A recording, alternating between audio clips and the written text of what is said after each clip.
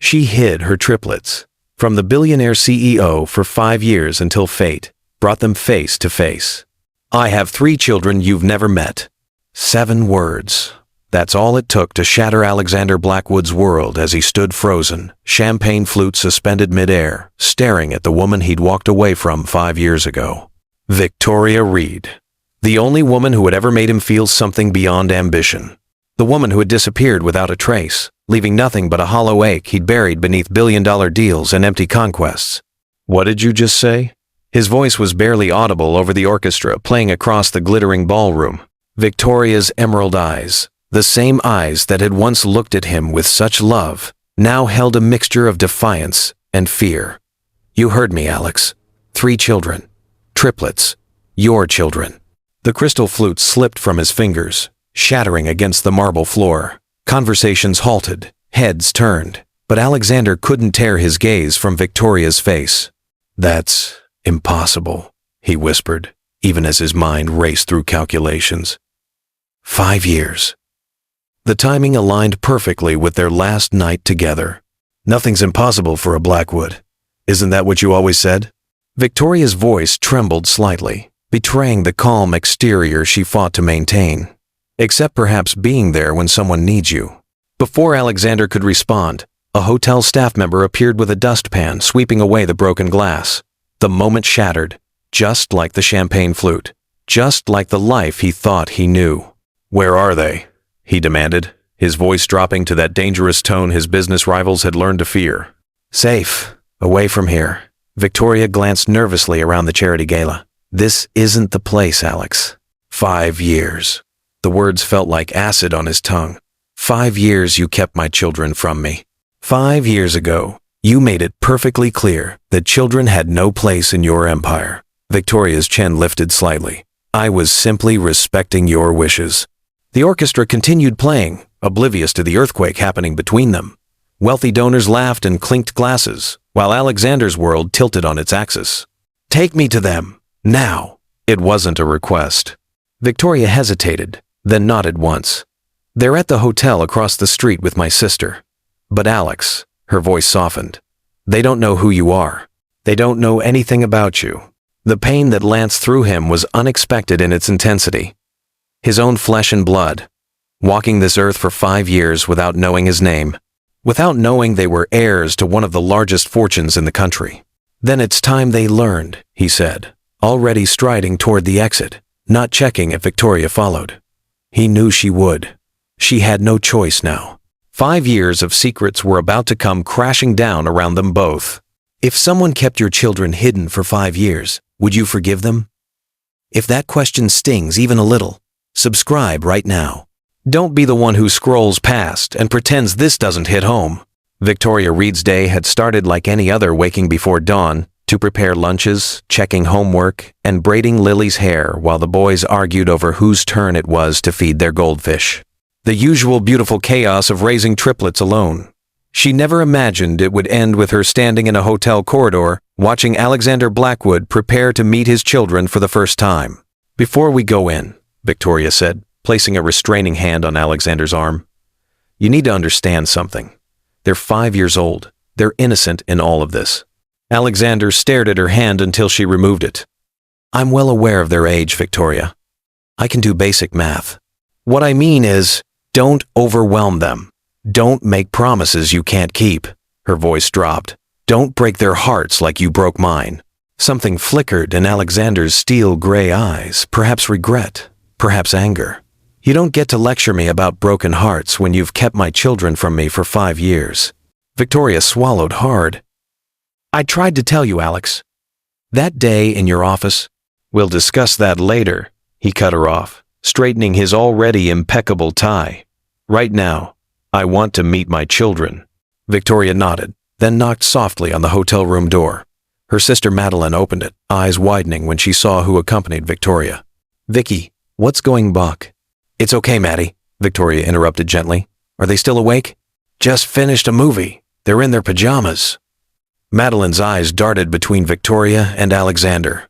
Should I go? Victoria nodded. I'll call you later. As Madeline slipped past them, she whispered to Victoria, Are you sure about this? Victoria wasn't sure about anything anymore, but she nodded anyway. The suite was littered with evidence of children coloring books, small shoes kicked off haphazardly, half-empty juice boxes. Alexander took it all in, his expression unreadable. "Mommy," a small voice called from the living area of the suite. "Aunt Maddie said we could have one more cookie before bed." Victoria led Alexander into the room where 3 children sat on the floor, surrounded by pillows and blankets. "No more cookies tonight, sweethearts. But I've brought someone I'd like you to meet." 3 identical pairs of eyes, Alexander's eyes, looked up curiously. "This is Mr. Blackwood," Victoria said, her voice remarkably steady. "He's an old friend of mine." Alexander stood frozen, staring at the 3 small humans who shared his blood, 2 boys and a girl, all with his gray eyes and Victoria's dark curls. Perfect combinations of them both. "Hello," said the girl, clearly the boldest of the 3. "I'm Lily. I'm 5 3/4. "I'm Oliver," said one of the boys, pushing his glasses up his nose. "I'm 5 3/4 too, but I was born first."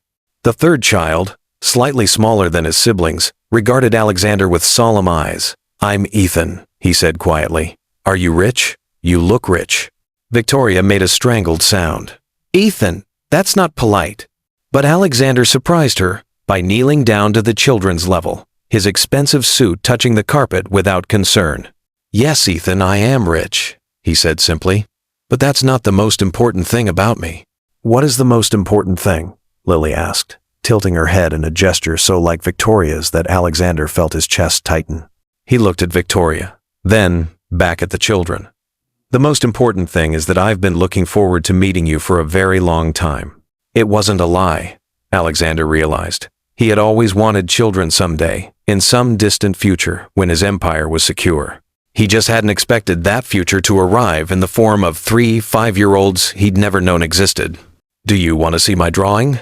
Lily asked, already reaching for her backpack. "I got a gold star on it today." "I'd like that very much," Alexander said, his voice rougher than usual. As Lily proudly displayed her artwork, Oliver sidled closer. "Do you like space? I know all the planets and 14 constellations." "Space is fascinating," Alexander agreed, noticing how the boy's eyes lit up behind his glasses. Only Ethan remained cautious, watching from a slight distance. "Why haven't we met you before, if you're Mommy's friend?" The innocent question hung in the air. Victoria tensed, but Alexander answered smoothly. "I've been away on business for a long time." "Like Mommy's trips?" Oliver asked. "She helps people in trouble." Alexander's eyes found Victoria's. "Yes," he said softly. "Something like that." For the next hour, Alexander sat on the floor with his children, learning about their lives in careful fragments. Lily loved ballet and wanted to be both a dancer and a doctor. Oliver was fascinated by astronomy and could recite facts about distant galaxies. Ethan was quieter, but revealed a talent for chess when he challenged Alexander to a game. Victoria watched from the sidelines, her heart in her throat. She had imagined this moment 1,000 times. Alexander meeting their children. In her darkest hours, she'd imagined rage, legal threats, even attempts to take the children from her. In her most hopeful moments, she'd imagined understanding, perhaps even forgiveness. But nothing had prepared her for the sight of Alexander Blackwood, the ruthless CEO known for destroying competitors without mercy, sitting cross-legged on a hotel floor, listening with genuine interest as Lily explained the plot of her favorite movie. When the children began yawning, Victoria stepped in. "Time for bed, my loves. We have an early flight tomorrow." "But we just met Mr. Blackwood," Lily protested, already leaning against Alexander's arm. "You'll see him again," Victoria said, not meeting Alexander's eyes. "I promise." "Tomorrow?" Oliver asked hopefully. Before Victoria could respond, Alexander spoke. "Yes, tomorrow, if that's all right with your mother." 3 pairs of eyes turned pleadingly to Victoria. She nodded, knowing she had no choice. Yes, tomorrow. After goodnight hugs and promises of tomorrow's adventures, Victoria tucked the children into the bedroom of the suite. When she returned to the living area, Alexander stood by the window, staring out at the London skyline. "They're extraordinary," he said without turning. "Yes, they are. They have your kindness, Your curiosity. He finally faced her. But they have my eyes. And your stubbornness, Victoria added with a small smile that quickly faded. Alex, I know you must have questions. Questions? He laughed without humor. Victoria, questions doesn't begin to cover what I have. You disappeared 5 years ago without a word. No explanation, no contact information. I had private investigators searching for months. Victoria's eyes widened. You looked for me? Of course I looked for you. Alexander's control slipped for the first time. You vanished after telling me you were pregnant. What did you expect me to do? Victoria took a step back. That's not how it happened. And you know it. Then tell me how it happened, Victoria, Alexander demanded, closing the distance between them. Tell me why you kept my children from me for 5 years. Victoria's composure cracked. Because you told me to get rid of it. Because when I came to your office to tell you I was pregnant, you were in the middle of the Suntech merger, and you said, and I quote, I don't have time for this right now, Victoria. Handle it. You know children aren't part of my 5-year plan. Alexander paled. I didn't know you were pregnant. You never said the word. I tried. Tears filled Victoria's eyes.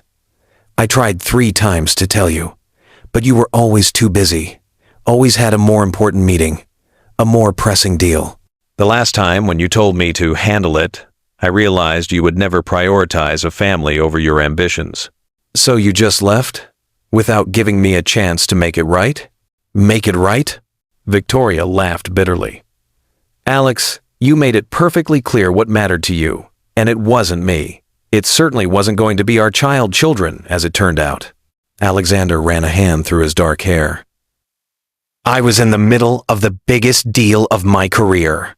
And that's exactly my point, Victoria said quietly. There will always be another deal, another merger, another acquisition. There will always be something more important than family in your world. You should have tried harder to tell me, Alexander insisted, though his voice had lost some of its conviction. And you should have listened the first time. Victoria wiped away a tear. But none of that matters now. What matters is those 3 children sleeping in the next room. They're what's important. Alexander was silent for a long moment. Where have you been all this time? Boston, mostly. I work for an international aid organization. The children have a good life, Alex. They're happy, healthy, loved. Without their father. Victoria couldn't argue with that simple truth. Yes, without their father. That changes now. Alexander's voice was calm but resolute. I've missed 5 years of their lives. I won't miss another day. Fear flickered across Victoria's face. What does that mean? It means I'm not walking away again. It means I want to be part of their lives. A real part, not just weekend visits and holiday cards. You can't just walk into their lives and take over, Alex. They don't even know who you are. Then we'll tell them, together. Victoria shook her head. It's not that simple. My life, their lives, are in Boston. Your life is here, in London, running your empire. Empires can be run from anywhere. Alexander's expression softened slightly. Victoria, I'm not trying to disrupt their lives or take them from you, but they're my children too. I have a right to know them, and they have a right to know me. Victoria knew he was right, but fear still gripped her heart. And what happens when the novelty wears off?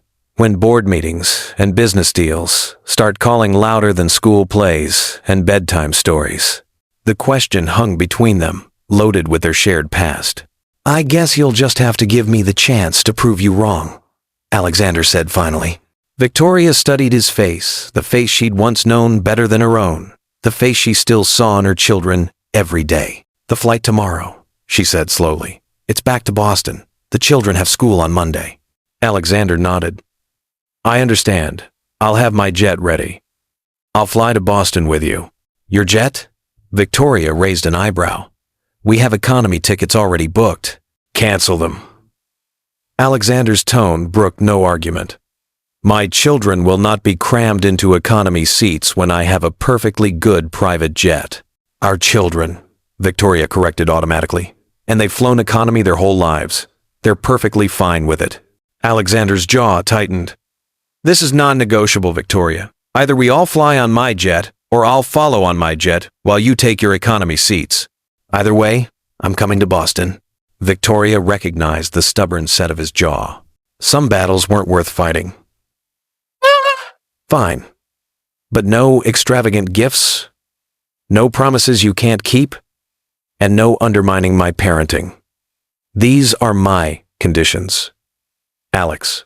Agreed, he said, too quickly for Victoria's comfort. Though they should have the best of everything, Victoria. They're Blackwoods. They're Reeds, she corrected. At least legally. Something dangerous flashed in Alexander's eyes. We'll discuss that later. Victoria felt a chill. This was exactly what she'd feared: Alexander swooping in with his billions and his sense of entitlement, ready to remake their lives in his image. It's late, she said, suddenly exhausted. I need to check on the children. Alexander nodded, moving toward the door. I'll have my assistant contact you in the morning with the flight details. Alex, Victoria called as he reached for the doorknob. This doesn't change anything between us. You understand that, right? Alexander turned, his expression unreadable. Everything has already changed, Victoria. It changed the moment I saw them. After he left, Victoria sank onto the sofa, trembling. 5 years of carefully constructed security had just collapsed in a single evening. Alexander Blackwood was back in her life, in their lives, and nothing would ever be the same again. Some will defend Victoria, others will despise her. Don't just watch, comment right now. And if you stay silent, ask yourself why this story makes you uncomfortable to speak. The morning sun streamed through the windows of Alexander's penthouse as he paced the length of his living room, phone pressed to his ear. I don't care what needs to be rescheduled, Marcus. Clear my calendar for the next 2 weeks. He paused, listening to his CFO's protests. The Tokyo deal can wait. This can't. Alexander ended the call and moved to the floor-to-ceiling windows overlooking London. The city was waking up, unaware that his world had been completely transformed overnight. He had children. 3 of them. 3 small humans, with his eyes and Victoria's smile. The thought still stunned him. For years, he'd pushed aside any desire for family, convincing himself that his legacy would be Blackwood Industries, not flesh and blood heirs. Now, faced with the reality of Lily, Oliver, and Ethan, he realized how empty that ambition had been. His phone buzzed with a text from Victoria. Children are awake and excited about flying on a real airplane, as Lily calls it. What time should we be ready? Alexander smiled despite himself. He texted back, Car will pick you up at 10. Jet leaves at 11. 3 dots appeared as Victoria typed her response. Remember our agreement. No extravagance.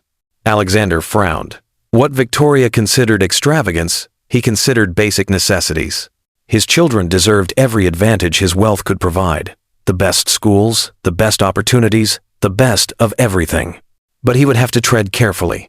Victoria had always been fiercely independent, even when they were together. 5 years of raising triplets alone had clearly only strengthened that trait. His phone rang again, his assistant this time. Sir, I've arranged everything as requested. The jet is being prepared and I've contacted your Boston office to ready the penthouse apartment. Is there anything else you need? Yes, Alexander said, making a sudden decision. Contact Hartwell's on 5th Avenue. I want a selection of age-appropriate gifts delivered to the penthouse. Nothing ostentatious, books, educational toys, that sort of thing? Of course, sir. And shall I inform the board about your extended absence? Alexander hesitated. The board of directors wouldn't be pleased with his sudden departure, especially with the Tokyo negotiations pending. But for once in his life, business would have to wait. Tell them it's a family emergency, he said finally. That's all they need to know for now. Family. The word felt foreign on his tongue, yet strangely right. At precisely 10 a.m., Alexander's Bentley pulled up outside Victoria's hotel. He stepped out himself rather than sending his driver, straightening his tie nervously before entering the lobby. The elevator ride to Victoria's floor gave him time to compose himself. He was Alexander Blackwood, CEO of a global corporation, feared in boardrooms across continents. Yet the prospect of spending the day with 3 5-year-olds terrified him more than any hostile takeover. Victoria opened the door before he could knock, looking harried but beautiful in simple jeans and a blue sweater. They're excited, she warned in a low voice. Very excited. Before Alexander could respond, 3 small tornadoes rushed into the entryway. Mr. Blackwood, Lily exclaimed, bouncing on her toes. Mommy says we're going on your airplane. Does it have wings? Can I sit by the window? It's not just an airplane, Lily, Oliver corrected with the authority of an older sibling, despite being only minutes older. It's a private jet. It probably has leather seats and a TV, right, Mr. Blackwood? Only Ethan hung back slightly, studying Alexander with those solemn gray eyes so like his own. Will it crash? He asked, pragmatically. Victoria looked mortified. Ethan! But Alexander knelt down to the boy's level. No, Ethan, it won't crash. I have the best pilots in the world, and they check everything very carefully before we take off. Ethan considered this, then nodded. Okay, can I bring my dinosaur book? You can bring whatever you like, Alexander assured him, then looked up at Victoria. Are you all packed and ready? She nodded, gesturing to a modest collection of luggage. This is everything. Alexander frowned at the worn suitcases but said nothing as he instructed his driver to load them into the car. The ride to the private airfield was filled with the children's excited chatter. Alexander found himself bombarded with questions about the jet, about London, about whether he liked chocolate ice cream, Lily's favorite, or if he could name all the dinosaurs in Ethan's book. He couldn't, much to Ethan's disappointment. Victoria watched the interaction with a mixture of wariness and wonder. This was a side of Alexander she'd never seen, patient, engaged, genuinely interested in the children's thoughts and opinions. When they arrived at the airfield, the children's excitement reached fever pitch at the sight of the sleek Gulfstream with Blackwood Industries emblazoned on the side. It's so big, Lily gasped. Actually, it's smaller than commercial airliners, Oliver informed her. But it's more aerodynamic, which means it can fly faster. Alexander glanced at Victoria with raised eyebrows, impressed by Oliver's knowledge. He reads everything he can get his hands on, she explained quietly, especially about science and technology. Pride swelled in Alexander's chest. His son was brilliant. Boarding the jet was an adventure in itself. The children marveled at the plush leather seats, the polished wood tables, the flat-screen TVs, and the array of snacks laid out for them. This is better than a hotel, Lily declared, bouncing on one of the seats. Lily, settle down, Victoria cautioned, looking uncomfortable amidst the luxury. Alexander watched as she took a seat, her back rigid, eyes darting around the cabin. Is something wrong? He asked, sitting across from her, while the children explored. This is exactly what I meant by extravagance, Victoria said in a low voice. They're not used to this, Alex. I don't want them thinking this is normal. It can be normal for them, Alexander replied. They're my children too, Victoria. Why shouldn't they enjoy the benefits of that? Victoria's eyes flashed. Because I don't want them growing up entitled and spoiled. I want them to understand the value of hard work, of earning what you have. Like I didn't?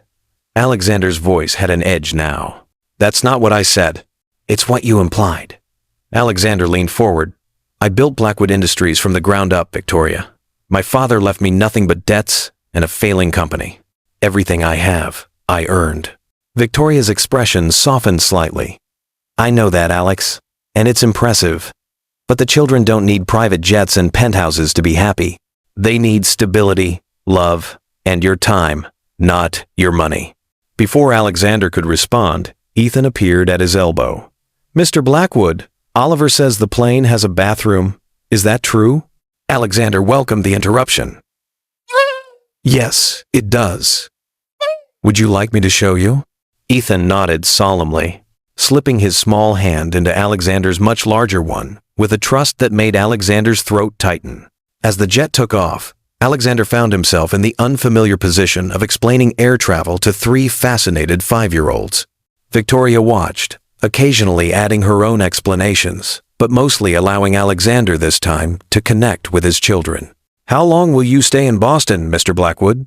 Lily asked as she colored in a book the flight attendant had provided. Alexander glanced at Victoria before answering. I'm not sure yet, Lily. I have some business there, and I'd like to spend more time getting to know you all. Are you Mommy's boyfriend? Lily continued, causing Victoria to choke on her water. Lily, Victoria gasped. What? Aunt Mattie said he might be, Lily replied innocently. Alexander bit back a smile at Victoria's discomfort. Your mother and I are old friends, he said diplomatically. We've known each other for a long time. Before we were born? Oliver asked, looking up from his book. Yes, Alexander confirmed. Before you were born. Then how come we never met you before? Ethan asked, his perceptive gaze moving between the adults. The cabin fell silent. Victoria looked at Alexander, clearly wondering how he would navigate this minefield. Sometimes, Alexander began carefully. Grown-ups lose touch with each other. They get busy with work and other things. I was very busy with my company, and your mother was busy taking care of you. But you're not too busy now? Lily pressed. Alexander met Victoria's eyes across the cabin. No, he said firmly. I'm not too busy now. The rest of the flight passed in a blur of games, stories, and naps.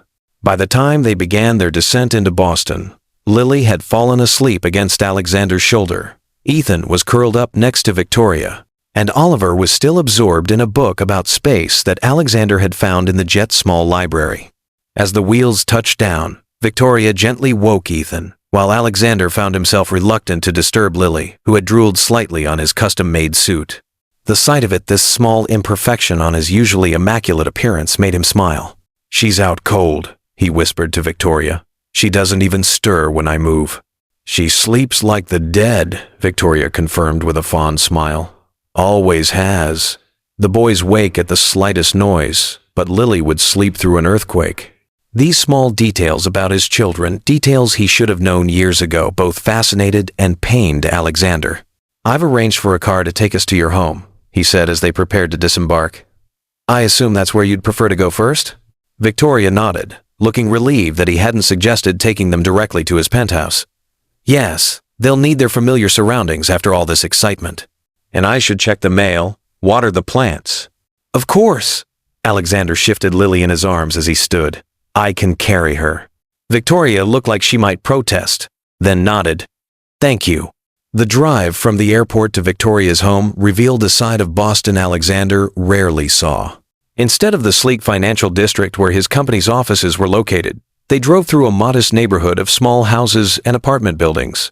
Victoria directed the driver to a narrow street, lined with brownstones. This one, she said, pointing to a well-maintained but clearly aging building. Alexander stepped out, still carrying the sleeping Lily, and looked up at the 4-story walk-up.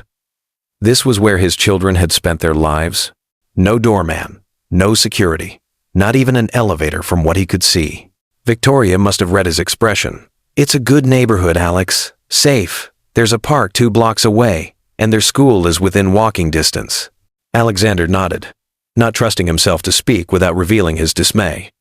He followed Victoria up the steps to the front door, Ethan and Oliver trailing behind, clearly happy to be home. The apartment was on the 3rd floor. By the time they reached it, Alexander was reconsidering his fitness regimen, though he'd never admit it. Victoria unlocked the door, and the boys rushed inside with excited exclamations about being home. Alexander followed more slowly, taking in every detail of the place his children called home. It was small, painfully small to his eyes, but undeniably warm and inviting. Colorful artwork covered the refrigerator, bookshelves overflowed with children's books, and photographs lined the walls. You can put her in there, Victoria said, pointing to a room off the main living area. That's the children's bedroom. Alexander carried Lily into the indicated room and found himself in a space clearly designed to accommodate 3 children in an area barely suitable for 1. 3 small beds were arranged efficiently, each with its own small bookshelf and reading lamp. The walls were painted a cheerful yellow, with glow-in-the-dark stars stuck to the ceiling. He laid Lily gently on the bed with a pink comforter, assuming it was hers. As he straightened, he noticed the photographs on the wall, dozens of them, documenting his children's lives from infancy to present day. First steps, birthday parties, first days of school, Halloween costumes, Christmas mornings. 5 years of memories. 5 years he could never get back. She'll sleep for another hour at least, Victoria said from the doorway. The boys are having a snack in the kitchen if you'd like to join them. Alexander nodded, following her out of the room. In the small kitchen, Oliver and Ethan sat at a round table, eating apple slices and peanut butter. Mr. Blackwood, do you want some? Oliver offered, pushing the plate toward him. Thank you, Oliver. Alexander sat down, taking an apple slice more out of politeness than hunger. This is where we do our homework, Ethan informed him seriously. And sometimes we have pizza here on Friday nights. That sounds nice, Alexander said, trying to imagine himself in this tiny kitchen. eating pizza with his children. The image was both appealing and disorienting. "Would you like some coffee?" Victoria offered, already filling the coffee maker. "It's not as fancy as what you're used to, I'm sure." "Coffee would be great," Alexander said, watching as she moved efficiently around the small space. For the next hour, Alexander sat at that kitchen table, listening as Oliver and Ethan told him about their school, their friends, and their favorite games. Victoria moved around the apartment, unpacking their bags and sorting through mail, occasionally adding to the conversation. It was so domestic, so normal, and so far removed from Alexander's usual existence that he felt like he'd stepped into an alternate reality. When Lily finally woke and joined them, rubbing sleep from her eyes, the dynamic shifted again. She climbed onto Alexander's lap without hesitation, as if she'd known him her entire life, and began telling him about her ballet class. Alexander caught Victoria watching them, an unreadable expression on her face. "What time is it?" Lily asked suddenly. Victoria checked her watch. "Almost 5. Why?" "Because Frozen is on at 5, Lily exclaimed. "We always watch it on Saturdays." "That's right," Victoria confirmed. "Why don't you and your brothers go set up the TV? I'll make some popcorn." The children scampered off to the living room, leaving Alexander and Victoria alone in the kitchen. "They seem to have accepted me rather easily," Alexander observed, helping Victoria gather bowls for the popcorn. "Children are adaptable," Victoria replied, measuring popcorn kernels into a pot. "And they're naturally trusting. That's why we need to be careful, Alex. They could get attached very quickly." "Is that such a bad thing?" Victoria turned to face him. "It is. If you're not planning to be a consistent presence in their lives, children need reliability, not grand gestures followed by long absences." "I told you, Victoria, I'm not walking away again." "You say that now," Victoria said, stirring the popcorn as it began to pop. "But what happens when duty calls? When some crisis erupts at Blackwood Industries that requires your immediate attention? Will you cancel plans with the children then? Will you miss Lily's ballet recital for a board meeting?" Alexander wanted to protest, to assure her that he would never prioritize work over the children, but he knew his track record didn't support such claims. Instead, he said, "I'm willing to learn, Victoria, to do better." Victoria's expression softened slightly. "I hope so, Alex, for their sake." The movie night was another revelation for Alexander. Squeezed onto Victoria's modest sofa with 3 children and a bowl of popcorn, watching animated characters sing about building snowmen, he felt further from his usual life than he had in years. Yet there was something undeniably right about it. About the weight of Ethan leaning against his side, about Lily's occasional commentary on her favorite scenes, about Oliver's scientific observations regarding the impossibility of certain magical elements. When the movie ended, Victoria announced it was bath time, and Alexander found himself drafted into the bedtime routine. He read a story to Ethan, while Victoria bathed Lily, then supervised teeth brushing, while Victoria helped Oliver find his missing pajama top. It was chaotic, exhausting, and utterly unlike the controlled efficiency of his corporate life. It was also, Alexander realized with surprise, the most content he'd felt in years. As the children finally settled into their beds, Alexander stood in the doorway, watching Victoria tuck them in, kiss each forehead, and whisper private goodnights. The intimacy of the scene made his chest ache with all he'd missed. "Good night, Mr. Blackwood," Lily called sleepily. "Good night, Lily," he replied softly. "Good night, Oliver. Good night, Ethan." "Will you be here tomorrow?" Ethan asked, his voice small in the darkened room. Alexander glanced at Victoria, who gave a slight nod. "Yes, Ethan. I'll be here tomorrow." "Promise?" The boy's question held a vulnerability that pierced Alexander's heart. "I promise," he said firmly. Victoria turned on a small nightlight and ushered Alexander out, closing the door partway behind them. In the living room, the evidence of their evening empty popcorn bowls, scattered toys, a forgotten sock, created a tableau of family life that Alexander had never experienced. "They're remarkable children, Victoria," he said as she began tidying up. "You've done an amazing job with them." "Thank you," she said, genuine gratitude in her voice. "They make it easy, most days. Though nothing about raising triplets alone has been truly easy." Alexander moved to help her, gathering toys and returning them to a colorful bin in the corner. "You shouldn't have had to do it alone." Victoria paused in her cleaning. "I made that choice, Alex. Did you? Alexander turned to face her. Or did I make it for you when I dismissed your news that day in my office? Victoria sighed, sinking onto the sofa. Maybe both. I could have tried harder to tell you. I could have been more direct. But you were so focused on that merger, so dismissive of anything that might distract you from it. Alexander sat beside her, careful to maintain some distance. I was obsessed with proving myself. My father had left the company in shambles, and I was determined to rebuild it bigger and better than ever. I thought nothing else mattered. And now? Victoria asked quietly. Now I know better. Alexander gestured toward the children's bedroom. Nothing I've accomplished means anything compared to them. Victoria studied him, searching for sincerity. It's easy to say that after one day, Alex. The real test comes with time, with missed opportunities, and competing priorities. I want the chance to prove it to you, to them. Alexander leaned forward, his expression earnest. I've booked a suite at the Four Seasons. I'll stay there while I'm in Boston, but I'd like to see the children every day, if that's possible. Victoria hesitated. They have school Monday through Friday. Their routine is important. I understand. I can work around their schedule. Perhaps I could pick them up from school sometimes, take them to the park, whatever works for your family. Our family, Victoria corrected gently. They're your children too, Alex. I've never denied that, even when they didn't know it. Alexander felt a rush of gratitude at her words. Thank you for that, for raising them to be such incredible people, for keeping them safe and loved when I wasn't there to help. Victoria looked away, uncomfortable with his praise. It's late. You should probably go to your hotel. The children will be up early. They always are on Sundays. Alexander nodded, rising from the sofa. What time would be good for me to come back tomorrow? 9? Victoria suggested. We usually have pancakes on Sunday mornings. The children would love it if you joined us. I'll be here, Alexander promised, moving toward the door. As Victoria walked him out, an awkward moment hung between them. The ghost of what they once were to each other. The uncertainty of what they were now.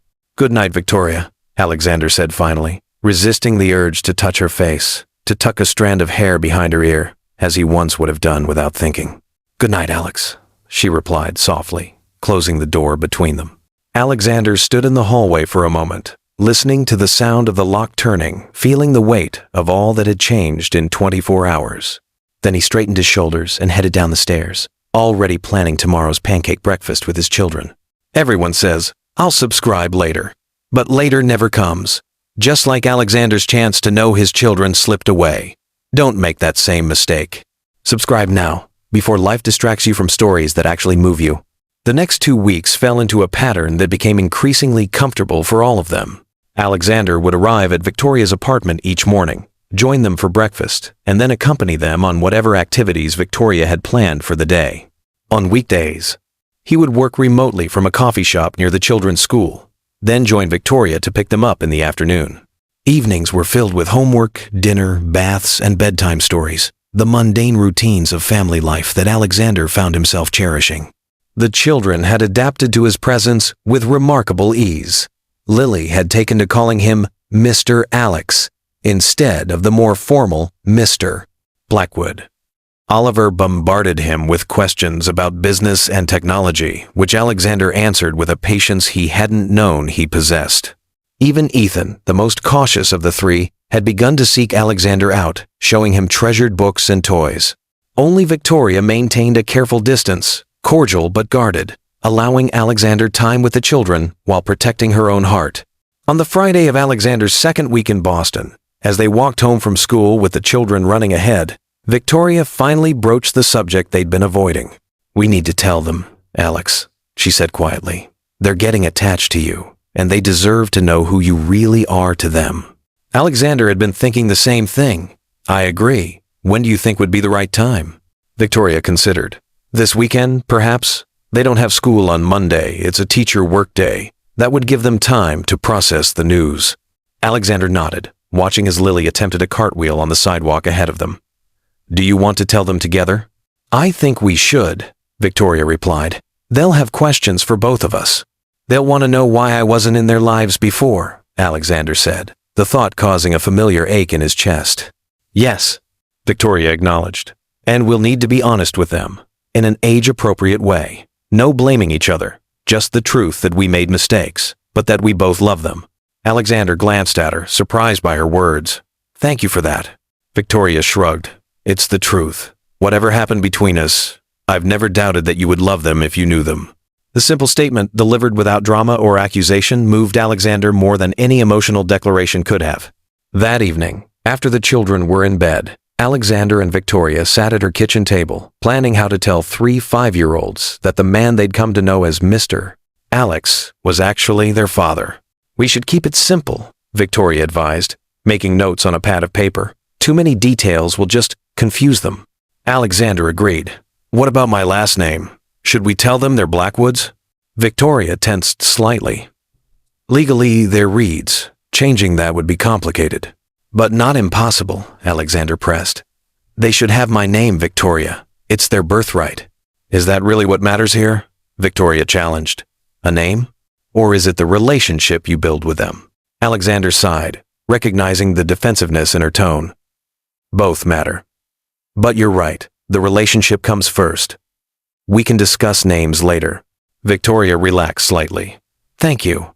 They continued planning, agreeing on key points to cover, and anticipating questions the children might ask. By the time Alexander left for his hotel that night, they had a solid plan for the following day. Saturday dawned bright and clear. Alexander arrived at Victoria's apartment earlier than usual, bringing pastries from a bakery he'd discovered near his hotel. Victoria answered the door, looking nervous but determined. They're still in their pajamas, watching cartoons, she said, accepting the bakery box. I thought we could tell them after breakfast. Alexander nodded, his own stomach churning with anxiety. Sounds good. Breakfast was a lively affair, with the children excited about the special pastries and full of plans for the day.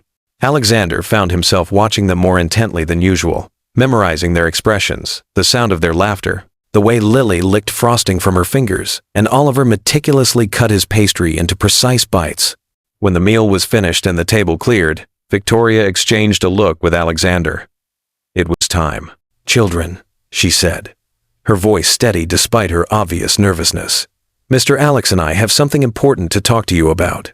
Could you come sit in the living room with us? The triplets exchanged curious glances, but followed their mother to the sofa. Victoria sat with Lily and Ethan on either side of her, while Oliver perched on the armchair nearby. Alexander took a seat on the coffee table, facing them all.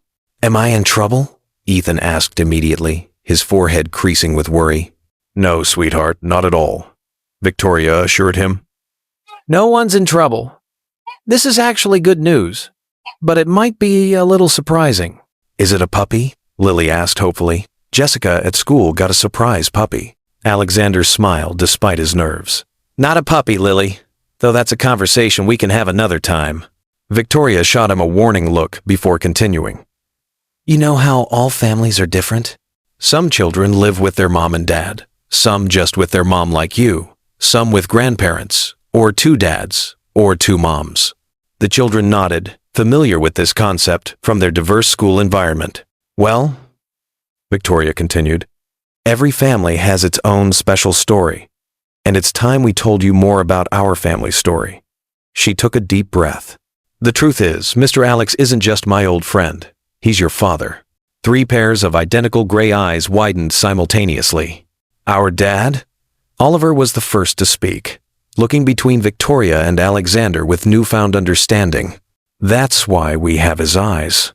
Alexander felt his throat tighten at his son's perception. Yes, Victoria confirmed.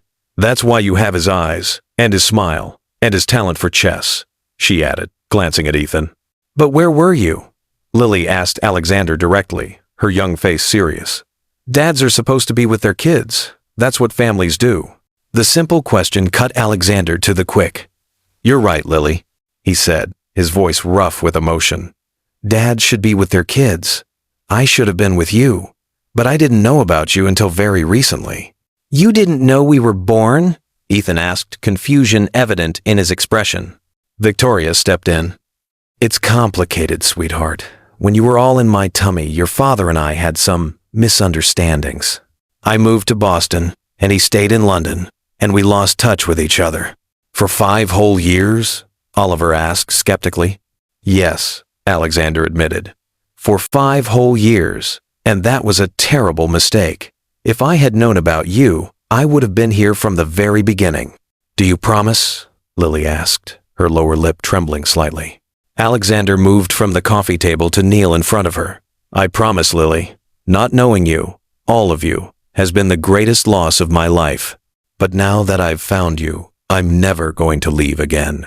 Lily studied his face for a long moment, then launched herself into his arms with such force that Alexander nearly toppled backward. I always wanted a daddy, she whispered against his neck. Alexander held her tightly, emotion threatening to overwhelm him. Over Lily's shoulder, he saw Ethan watching cautiously, while Oliver seemed to be processing the information with his usual analytical approach. Does this mean we have to call you Dad now? Oliver asked practically. Alexander gently set Lily back on the sofa and addressed Oliver's question. You can call me whatever makes you comfortable, Oliver. If you want to keep calling me Mr. Alex for now. That's perfectly fine. I want to call you Daddy, Lily declared immediately. Me too, Ethan said quietly, surprising both adults. If that's okay. It's more than okay, Alexander assured him, his voice thick with emotion. It would be the greatest honor of my life. Oliver considered this.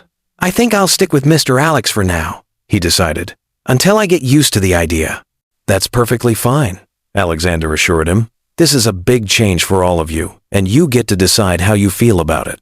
Victoria watched the interaction with tears in her eyes. Despite her reservations about Alexander's sudden appearance in their lives, seeing her children embrace their father filled her with a bittersweet joy. Do you have any questions? She asked the triplets. Anything you want to know about your father or why things happened the way they did? The questions came in a flood after that.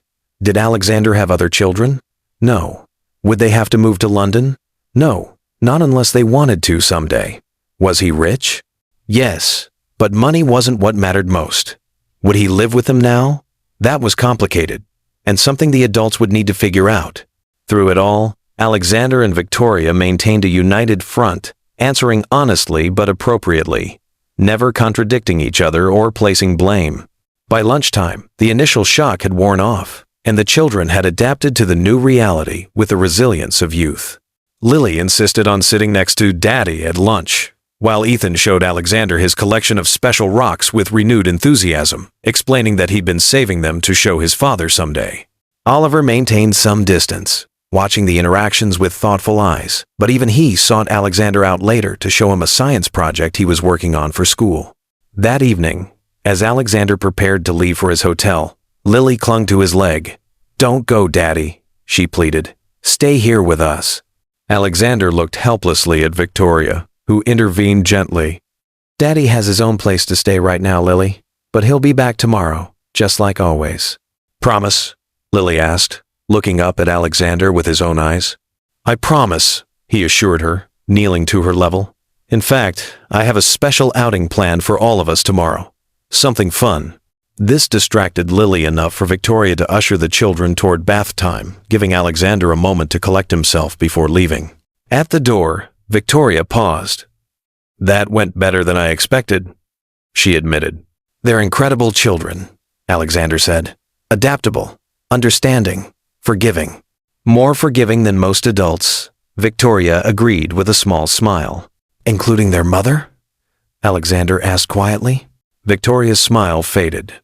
I'm trying, Alex, but this isn't just about forgiveness. It's about trust. About believing that you're really in this for the long haul, not just until the novelty wears off or work calls you back to London. I understand, Alexander said, though the doubt in her eyes still pained him. I'll prove it to you, Victoria, day by day. As he walked to his waiting car, Alexander's phone buzzed with a message from his CFO. Tokyo deal falling apart. Board requesting emergency meeting. How soon can you return to London? Alexander stared at the message, feeling the pull of his old life, the weight of responsibilities and expectations. 6 months ago, he would have been on the next flight out, ready to salvage the deal at any cost. Now he thought of Lily's plea for him to stay, of Ethan's quiet acceptance, of Oliver's cautious interest. He thought of the promise he'd just made to be there tomorrow, and all the tomorrows after that. With newfound clarity, He typed his response. Handle it without me. Family emergency continues indefinitely. I trust your judgment on Tokyo.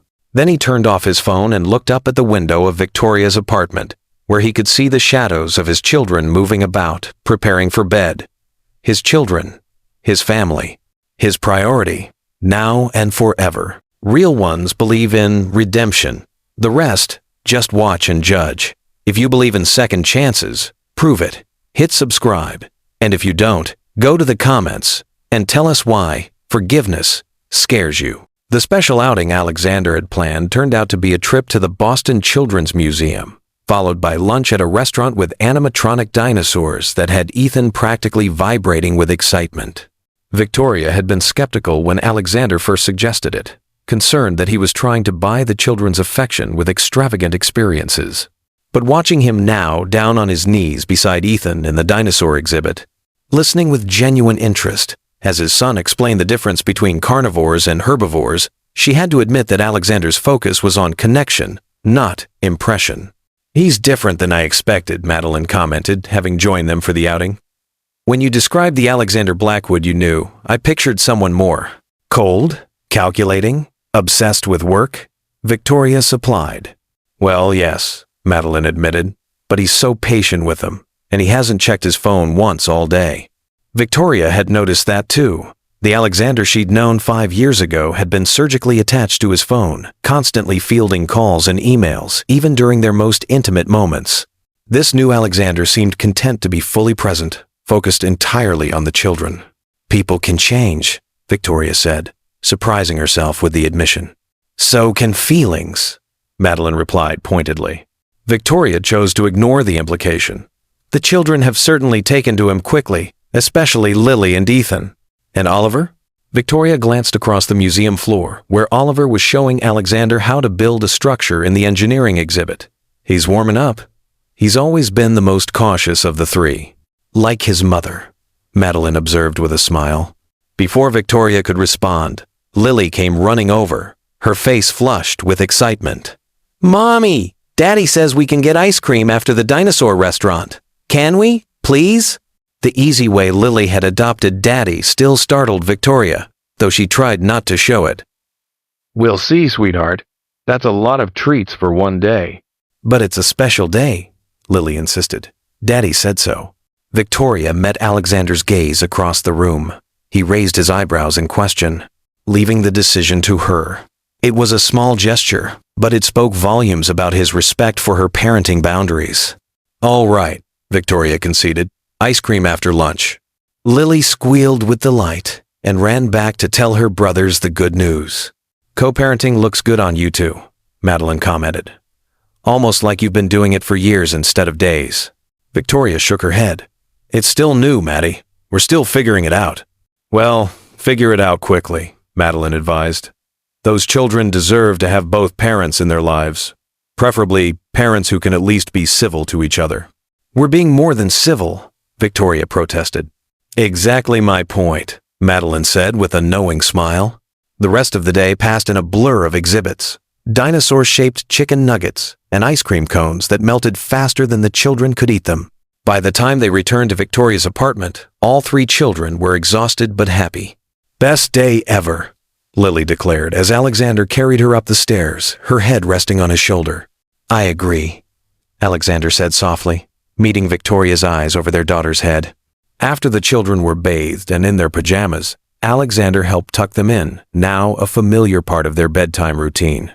As he kissed each forehead and wished them sweet dreams, he felt a contentment he'd never known was possible. Daddy? Ethan called as Alexander was about to leave the room. Yes, Ethan? Are you going to marry Mommy now that you found us? The innocent question hung in the air. Alexander glanced at Victoria, who stood frozen in the doorway. That's a very grown-up question, Ethan. Alexander said carefully. Right now, your mom and I are focused on being good parents to you and your brother and sister. That's the most important thing. Ethan seemed to accept this answer, nodding sleepily. Okay, but Jessica's parents got divorced, and then her dad found them again, and now they're getting married. She's getting a new dress for the wedding. Every family is different, Victoria said, finding her voice. Now it's time for sleep. We'll see you in the morning. As they closed the children's bedroom door, an awkward silence fell between them. Kids say the darndest things, Alexander finally offered with a small smile. Victoria didn't return the smile. They're trying to make sense of this new dynamic. It's natural they'd look for familiar patterns like marriage. Victoria, don't, she interrupted. We need to be clear with each other, Alex. What happened between us is in the past. We're co-parents now, nothing more. Alexander studied her face, noting the flush in her cheeks that belied her firm words. Is that really all we are? It has to be, Victoria insisted. Too much has happened. Too much time has passed. Has it? Alexander stepped closer. Because sometimes when I look at you, it feels like no time has passed at all. Victoria took a deliberate step back. That's nostalgia talking. We're different people now. I am, Alexander agreed. But you're still the same Victoria I fell in love with. Strong, principled, fiercely protective of those you love. And you're still Alexander Blackwood, CEO of a global corporation with responsibilities on another continent. Victoria countered. Nothing has fundamentally changed, Alex. You still have an empire to run in London. We still have a life here in Boston. Empires can be relocated, Alexander said simply. Lives can be merged. Victoria shook her head. It's not that simple, and you know it. Before Alexander could respond, his phone rang the special tone he'd assigned to his executive team, the one that signaled genuine emergencies. He'd been ignoring routine calls and emails for days, but this was different. Victoria recognized the conflict on his face. Take it, she said. It's fine. Alexander hesitated, then answered. Blackwood. Victoria moved away to give him privacy, busying herself with tidying the living room while half listening to Alexander's side of the conversation. When did this happen? How bad is it? No, absolutely not. We can't let them. Yes, I understand the implications. His voice had shifted, taking on the authoritative tone of the CEO she remembered. This was the Alexander Blackwood the business world knew. Decisive, commanding, brooking, no argument. When he ended the call, his expression was troubled.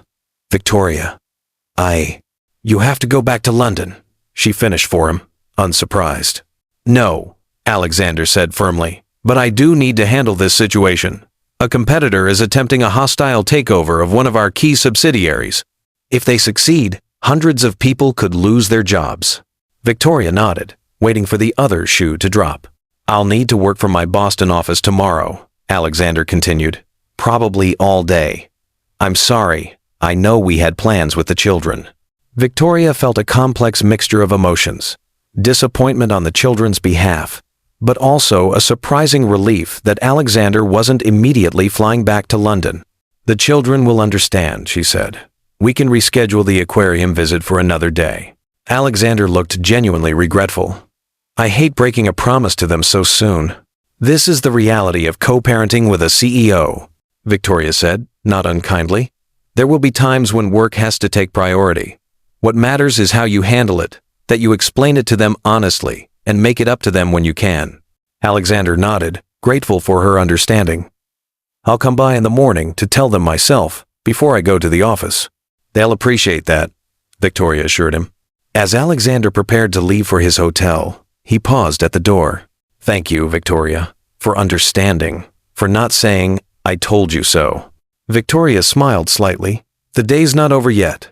Alexander chuckled, then grew serious. This doesn't change anything. The children are still my priority. This is just a temporary detour. I know, Victoria said, and was surprised to realize she meant it. Good night, Alex. After he left, Victoria sat alone in her quiet apartment, thinking about the day's events. Alexander had handled the museum outing beautifully, connecting with each child in meaningful ways. He'd respected her parenting decisions and boundaries. He'd even planned to personally explain his work emergency to the children rather than asking her to do it. It was more than she had expected from him. More than she had allowed herself to hope for. Yet Ethan's innocent question about marriage had unsettled her more than she wanted to admit. Not because the idea was so outlandish, but because for a brief moment, it hadn't seemed outlandish at all. And that terrified her. True to his word, Alexander arrived early the next morning to explain to the children that he had to work that day. Their disappointment was evident, especially Lily's, but they accepted his explanation with surprising maturity. "Will you come for dinner?" Ethan asked. "Mommy's making spaghetti. It's my favorite." Alexander glanced at Victoria, who nodded her permission. "I wouldn't miss it," he promised. Throughout the day, Victoria found herself checking the clock, wondering how Alexander's crisis was unfolding. Despite her determination to maintain emotional distance, she couldn't help worrying about him, about the pressure he must be under. Around lunchtime, her phone chimed with a text from Alexander. "Crisis contained for now. Still working on permanent solution. How are the children?" Victoria smiled at his priorities. "Children are fine. Made get-well cards for your sick company. We'll save them for dinner." Alexander's response came quickly. "Tell them their cards have healing powers. Already feeling better. See you at 6. That evening, Alexander arrived precisely at 6, looking tired, but triumphant. He accepted the children's handmade cards with genuine appreciation, examining each drawing and message as if they were precious artifacts. "These are exactly what my company needed," he told them seriously. "I'm going to hang them in my office where everyone can see them." During dinner, Alexander regaled them with a child-friendly version of his day, describing the business emergency as a game of chess where he had to outsmart his opponent. "Did you win, Daddy?" Lily asked, twirling spaghetti around her fork. "Not yet," Alexander admitted. "But I made some good moves today. Sometimes business is like a very long chess game." "Like when Ethan and I play and it takes forever?" Oliver asked. "Exactly like that," Alexander agreed.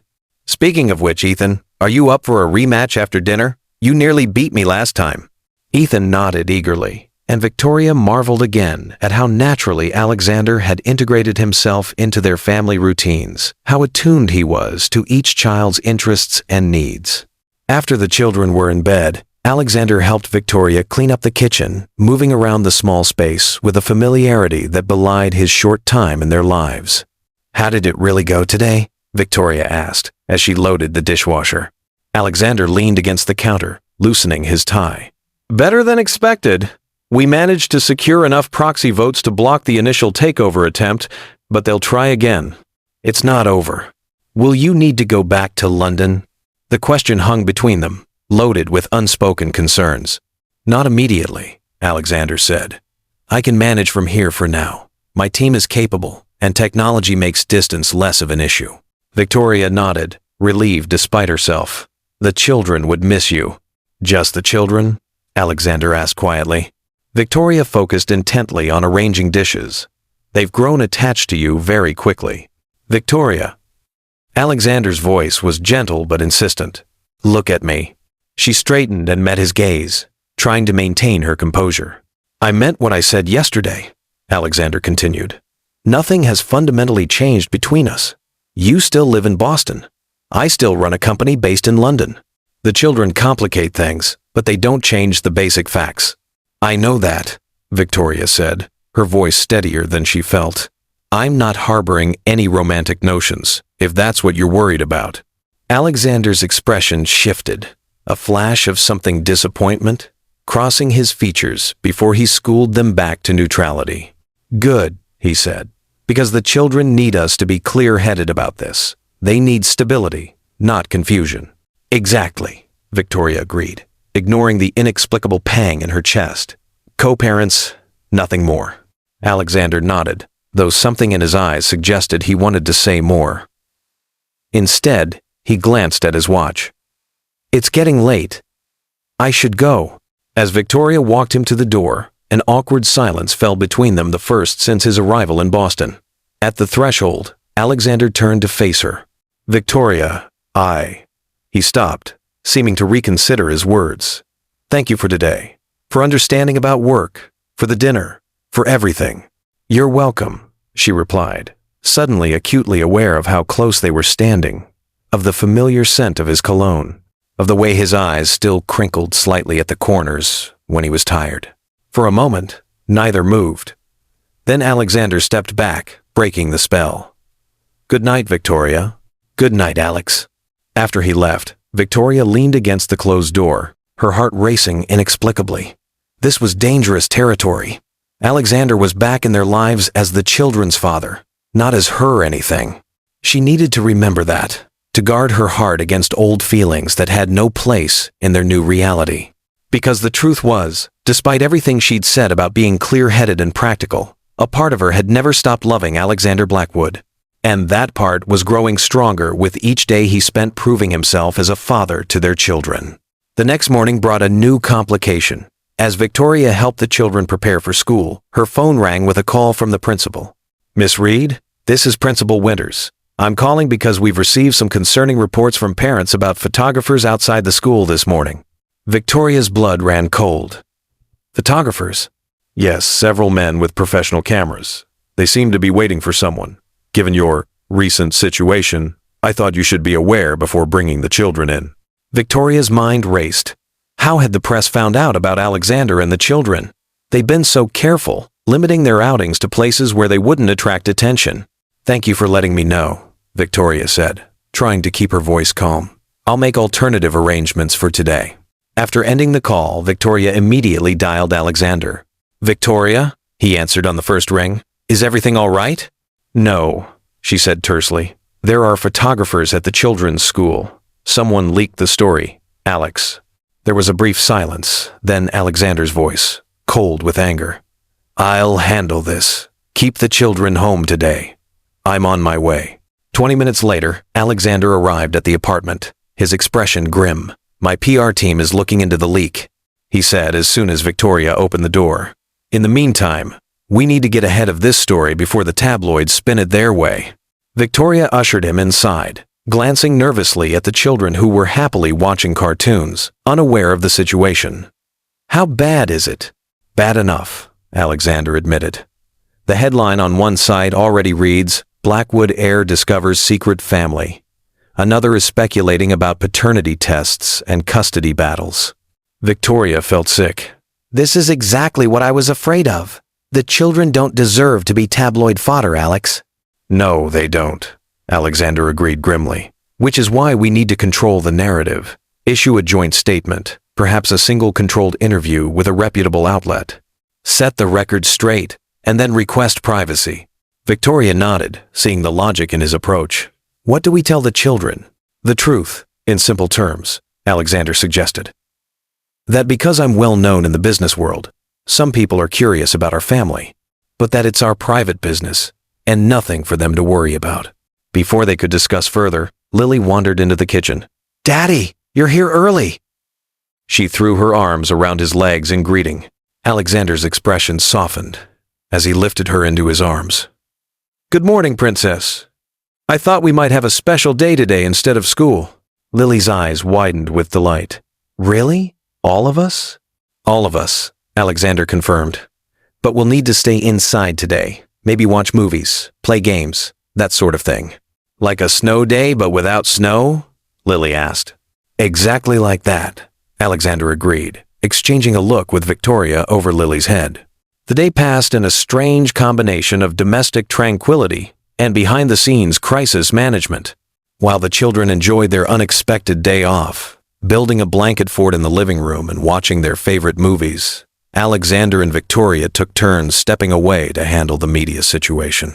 Alexander's PR team crafted a statement that was both truthful and dignified, explaining that Alexander had recently discovered he was the father of triplets and was now actively involved in their lives. The statement requested privacy for the sake of the children and made it clear that both parents were committed to co-parenting amicably. By late afternoon, the statement had been released, and Alexander's team reported that most reputable outlets were respecting the request for privacy, though the tabloids continued to speculate wildly. "It will die down," Alexander assured Victoria as they prepared dinner together while the children played in their room. "These stories always do. Something more scandalous will come along, and will be yesterday's news. Until then," Victoria asked, chopping vegetables with more force than necessary, "do we keep the children prisoners in the apartment? Pull them out of school? This isn't fair to them, Alex." Alexander sighed, running a hand through his hair. "No, it's not. But it's the reality of being connected to someone in my position. I've dealt with media scrutiny my entire adult life, Victoria. I know how to handle it. But the children haven't," Victoria pointed out. They're 5 years old, Alex. They shouldn't have to deal with photographers stalking their school or tabloids speculating about their parentage. You're right, Alexander acknowledged, and I'm sorry they have to face this. But we'll protect them, Victoria. Together. The sincerity in his voice calmed Victoria's anger somewhat. I know we will. I just hate that they have to be protected at all. Alexander moved closer, hesitantly placing a hand on her shoulder. We'll get through this. And when it's over, we'll figure out a new normal for all of us. Victoria looked up at him, struck again by how different this Alexander was from the man she'd known 5 years ago. That Alexander would have been focused on damage control for his company's image, on minimizing his personal inconvenience. This, Alexander's first concern was for his children, for their well-being and security. You've changed, she said softly. Having 3 children will do that to a person, Alexander replied with a small smile, even if it's only been 2 weeks. Victoria returned the smile, feeling some of the tension leave her body. 2 weeks that feel like a lifetime. In the best possible way, Alexander added, his hand still resting on her shoulder. The moment stretched between them, charged with unspoken emotions. Then Oliver's voice called from the other room, breaking the spell. Mom, Ethan spilled juice on the fort. Victoria stepped back, Alexander's hand falling away from her shoulder. Duty calls, she said with a rueful smile. Always does, Alexander agreed, watching her go with an expression that mingled fondness and frustration. The media frenzy continued for several days, forcing them to keep the children home from school and limit their outings. Alexander moved his work schedule to evenings so he could spend days with the family, helping Victoria entertain 3 increasingly restless 5-year-olds confined to the apartment. On the 4th day of their self-imposed quarantine, Alexander arrived with a surprise 3 tablet computers, each loaded with educational games and ebooks. I thought these might help with the cabin fever, he explained as the children exclaimed over the gifts, and they can use them for virtual learning until it's safe to return to school. Victoria frowned at the expensive devices, but held her tongue until the children were occupied with their new treasures. This is exactly what we talked about, Alex, she said in a low voice. Extravagant gifts aren't the answer. They're not just gifts, Alexander defended. They're tools. The school sent over online assignments yesterday, remember? Now each child can work independently instead of sharing your laptop. Victoria had to admit he had a point. Still, you should have discussed it with me first. You're right, Alexander conceded. I should have. I'm sorry.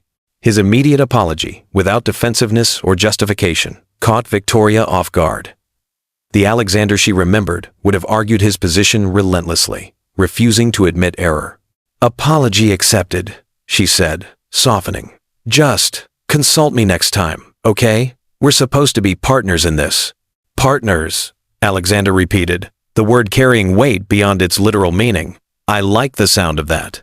Before Victoria could respond, her phone rang the children's pediatrician, Dr. Chen. Dr. Chen, hello, Victoria answered, moving into the kitchen for privacy. Is everything all right? Miss Reed, I'm calling because I saw the news about the children's father, the doctor said without preamble. Given Ethan's condition, I thought it might be helpful to speak with both parents about his ongoing care. Victoria's heart sank. With everything happening, she hadn't yet told Alexander about Ethan's health issues. Yes, of course, she said. That would be very helpful. Could we schedule something for later this week? After arranging an appointment, Victoria ended the call and returned to the living room where Alexander was helping Lily navigate her new tablet. Everything okay? He asked, noting her troubled expression. That was the children's doctor, Victoria said. She wants to meet with both of us about Ethan. Alexander immediately looked concerned. Is he sick? Victoria glanced at the children engrossed in their tablets. Not at the moment, but we should talk privately. Alexander nodded, following her into the kitchen. What's wrong with Ethan? Victoria leaned against the counter, crossing her arms protectively. He has a congenital heart condition. It's called an atrial septal defect, essentially a hole between the upper chambers of his heart. Alexander paled. How serious is it? In Ethan's case, moderate, Victoria explained. He had surgery as an infant to repair the largest defect, but there's still a smaller one that the doctors are monitoring. He gets tired more easily than the other children, and he's more susceptible to respiratory infections. Why didn't you tell me this before? Alexander asked, his voice tight with controlled emotion. I was going to, Victoria said defensively. But with everything happening, the reunion, telling them you're their father, now this media situation, it never seemed like the right time. Alexander ran a hand through his hair, a gesture Victoria recognized as a sign of distress. He's my son, Victoria. I should have known about his health from day one. You're right, Victoria admitted. I should have told you sooner. I'm sorry. Alexander took a deep breath, visibly calming himself. What's his prognosis? Will he need more surgery? Possibly, as he grows, Victoria said. The doctors monitor him every 6 months with echocardiograms. So far, the remaining defect hasn't caused significant problems, but that could change as he gets older. And the appointment with Dr. Chen? Thursday at 2, Victoria said. She wants to update his medical history with your family information, discuss his care plan with both of us. Alexander nodded, his expression resolute. I'll be there. And Victoria, no more surprises like this. I need to know everything about my children, the good and the bad. I understand, Victoria said quietly. No more surprises. But even as she said it, Victoria knew there was one more secret she was keeping, one that would be far more difficult to reveal. The meeting with Dr. Chen was enlightening for Alexander, who asked detailed questions about Ethan's condition, treatment options, and long-term prognosis. Victoria watched with a mixture of admiration and guilt as he took notes, requested copies of medical records, and insisted on being added to all emergency contact information. Ethan's a resilient boy, Dr. Chen assured them. With proper monitoring and care, there's every reason to believe he'll live a normal, active life. But there are limitations? Alexander pressed. Some, the doctor acknowledged. Contact sports are discouraged. He'll need to pace himself during physical activities. And any fever or respiratory symptoms should be taken seriously, as they can put additional strain on his heart. Alexander nodded, absorbing this information with the same focused intensity he brought to business negotiations. What about the best specialists? Should we be consulting with other cardiologists? Dr. Chen smiled. Ethan already sees one of the top pediatric cardiologists in Boston every 6 months. But if you'd like additional opinions, I can certainly provide recommendations. I would, Alexander said firmly. No offense to the current specialists, but I want to ensure we're exploring every possible option for his care. After the appointment, as they walked back to Victoria's apartment, Alexander was unusually quiet. You're processing, Victoria observed. I'm angry, Alexander corrected, his voice controlled. Not at you, well, not entirely at you, at myself, at the situation.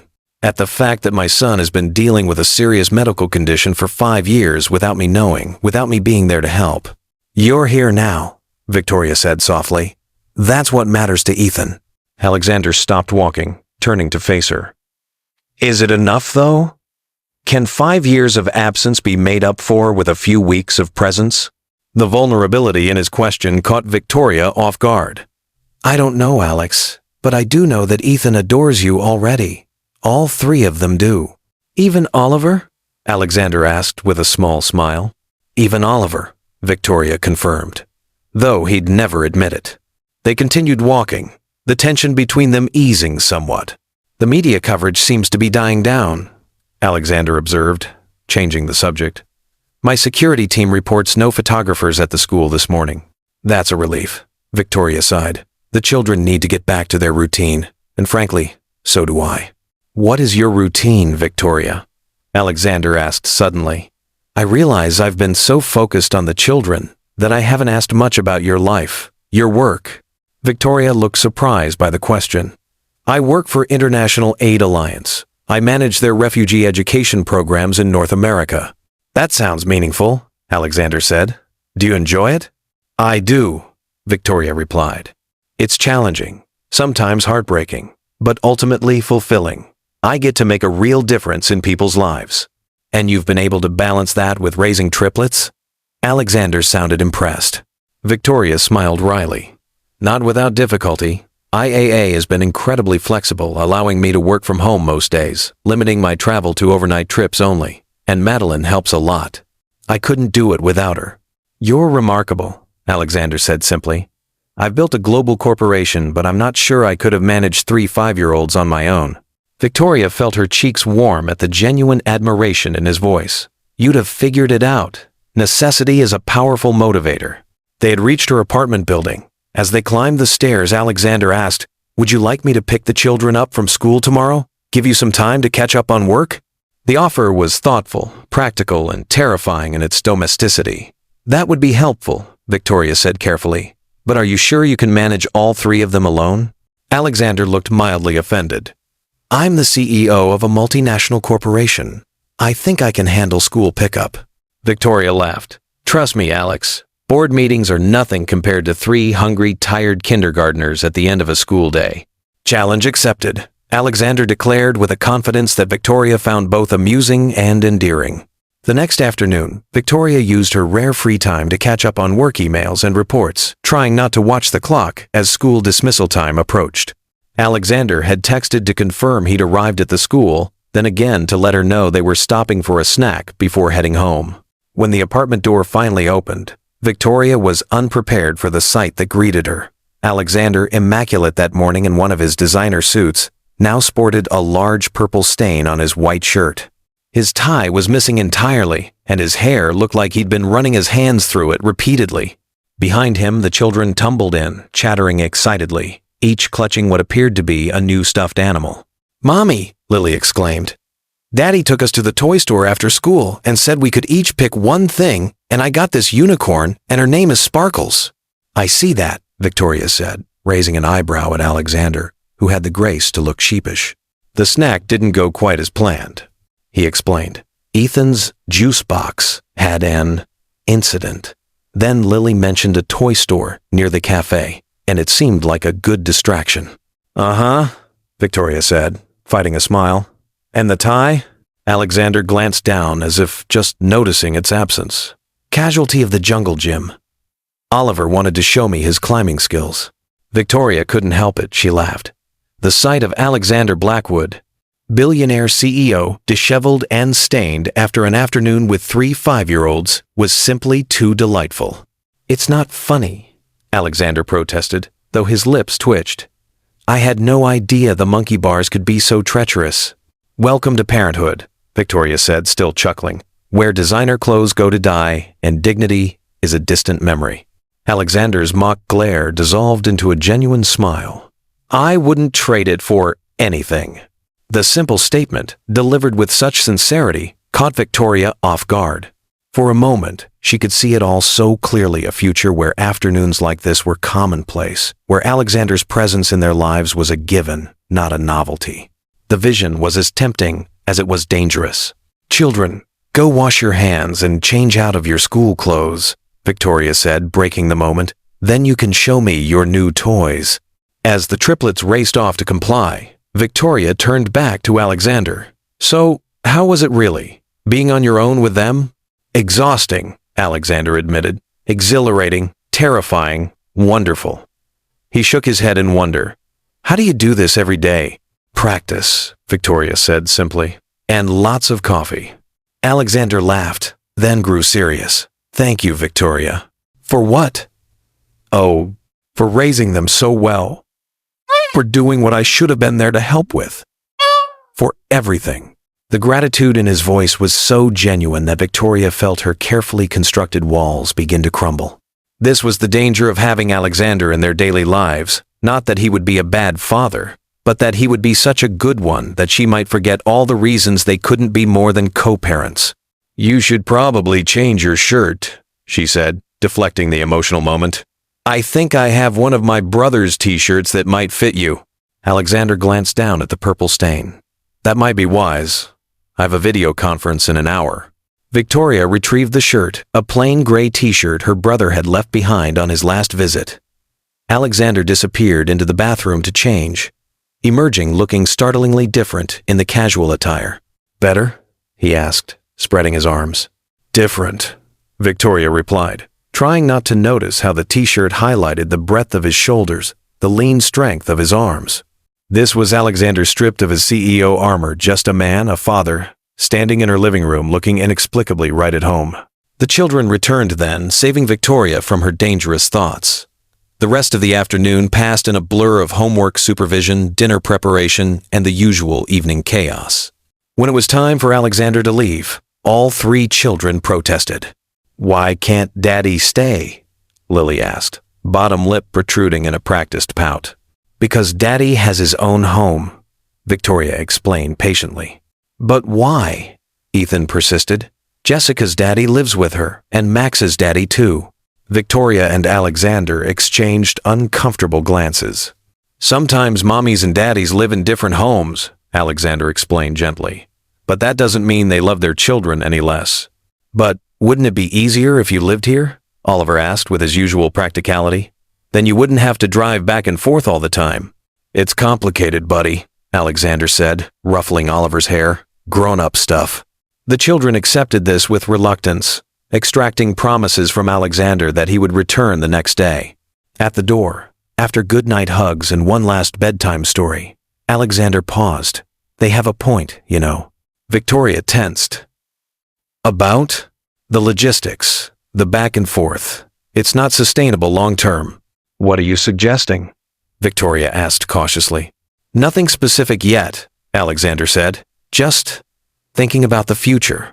About what makes the most sense for the children." "The children," Victoria repeated, emphasizing the word slightly.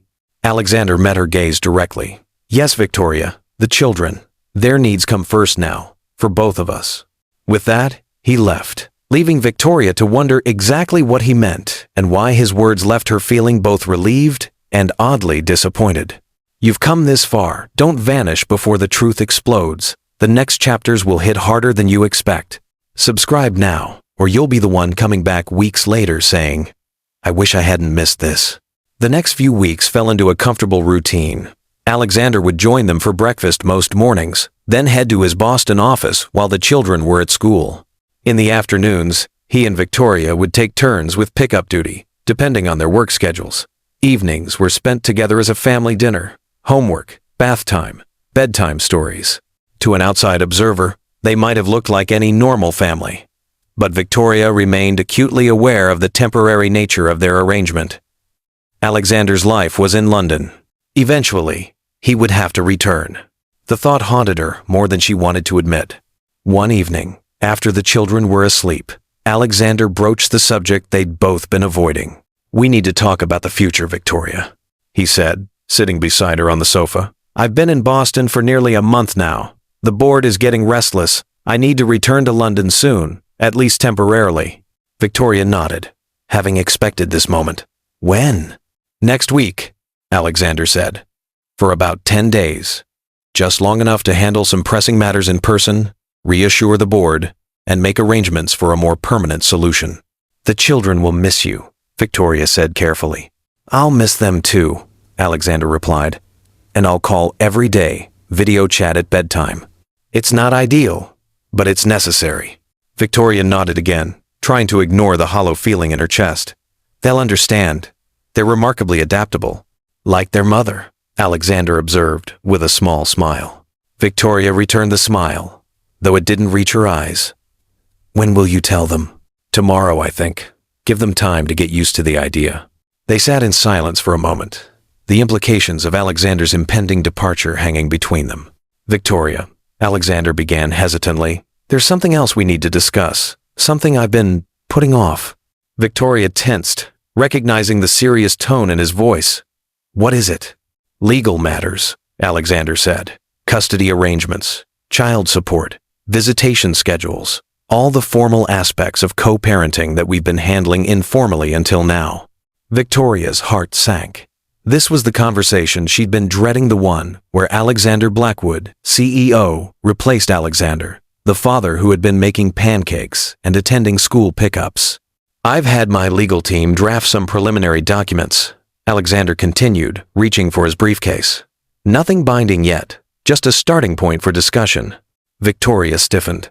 "You've already involved lawyers?" Alexander looked up, noting her expression. "It's standard procedure, Victoria. These matters need to be formalized for everyone's protection." "Protection," Victoria repeated, the word tasting bitter. "Is that what you're concerned about? Protecting yourself?" "No," Alexander said firmly.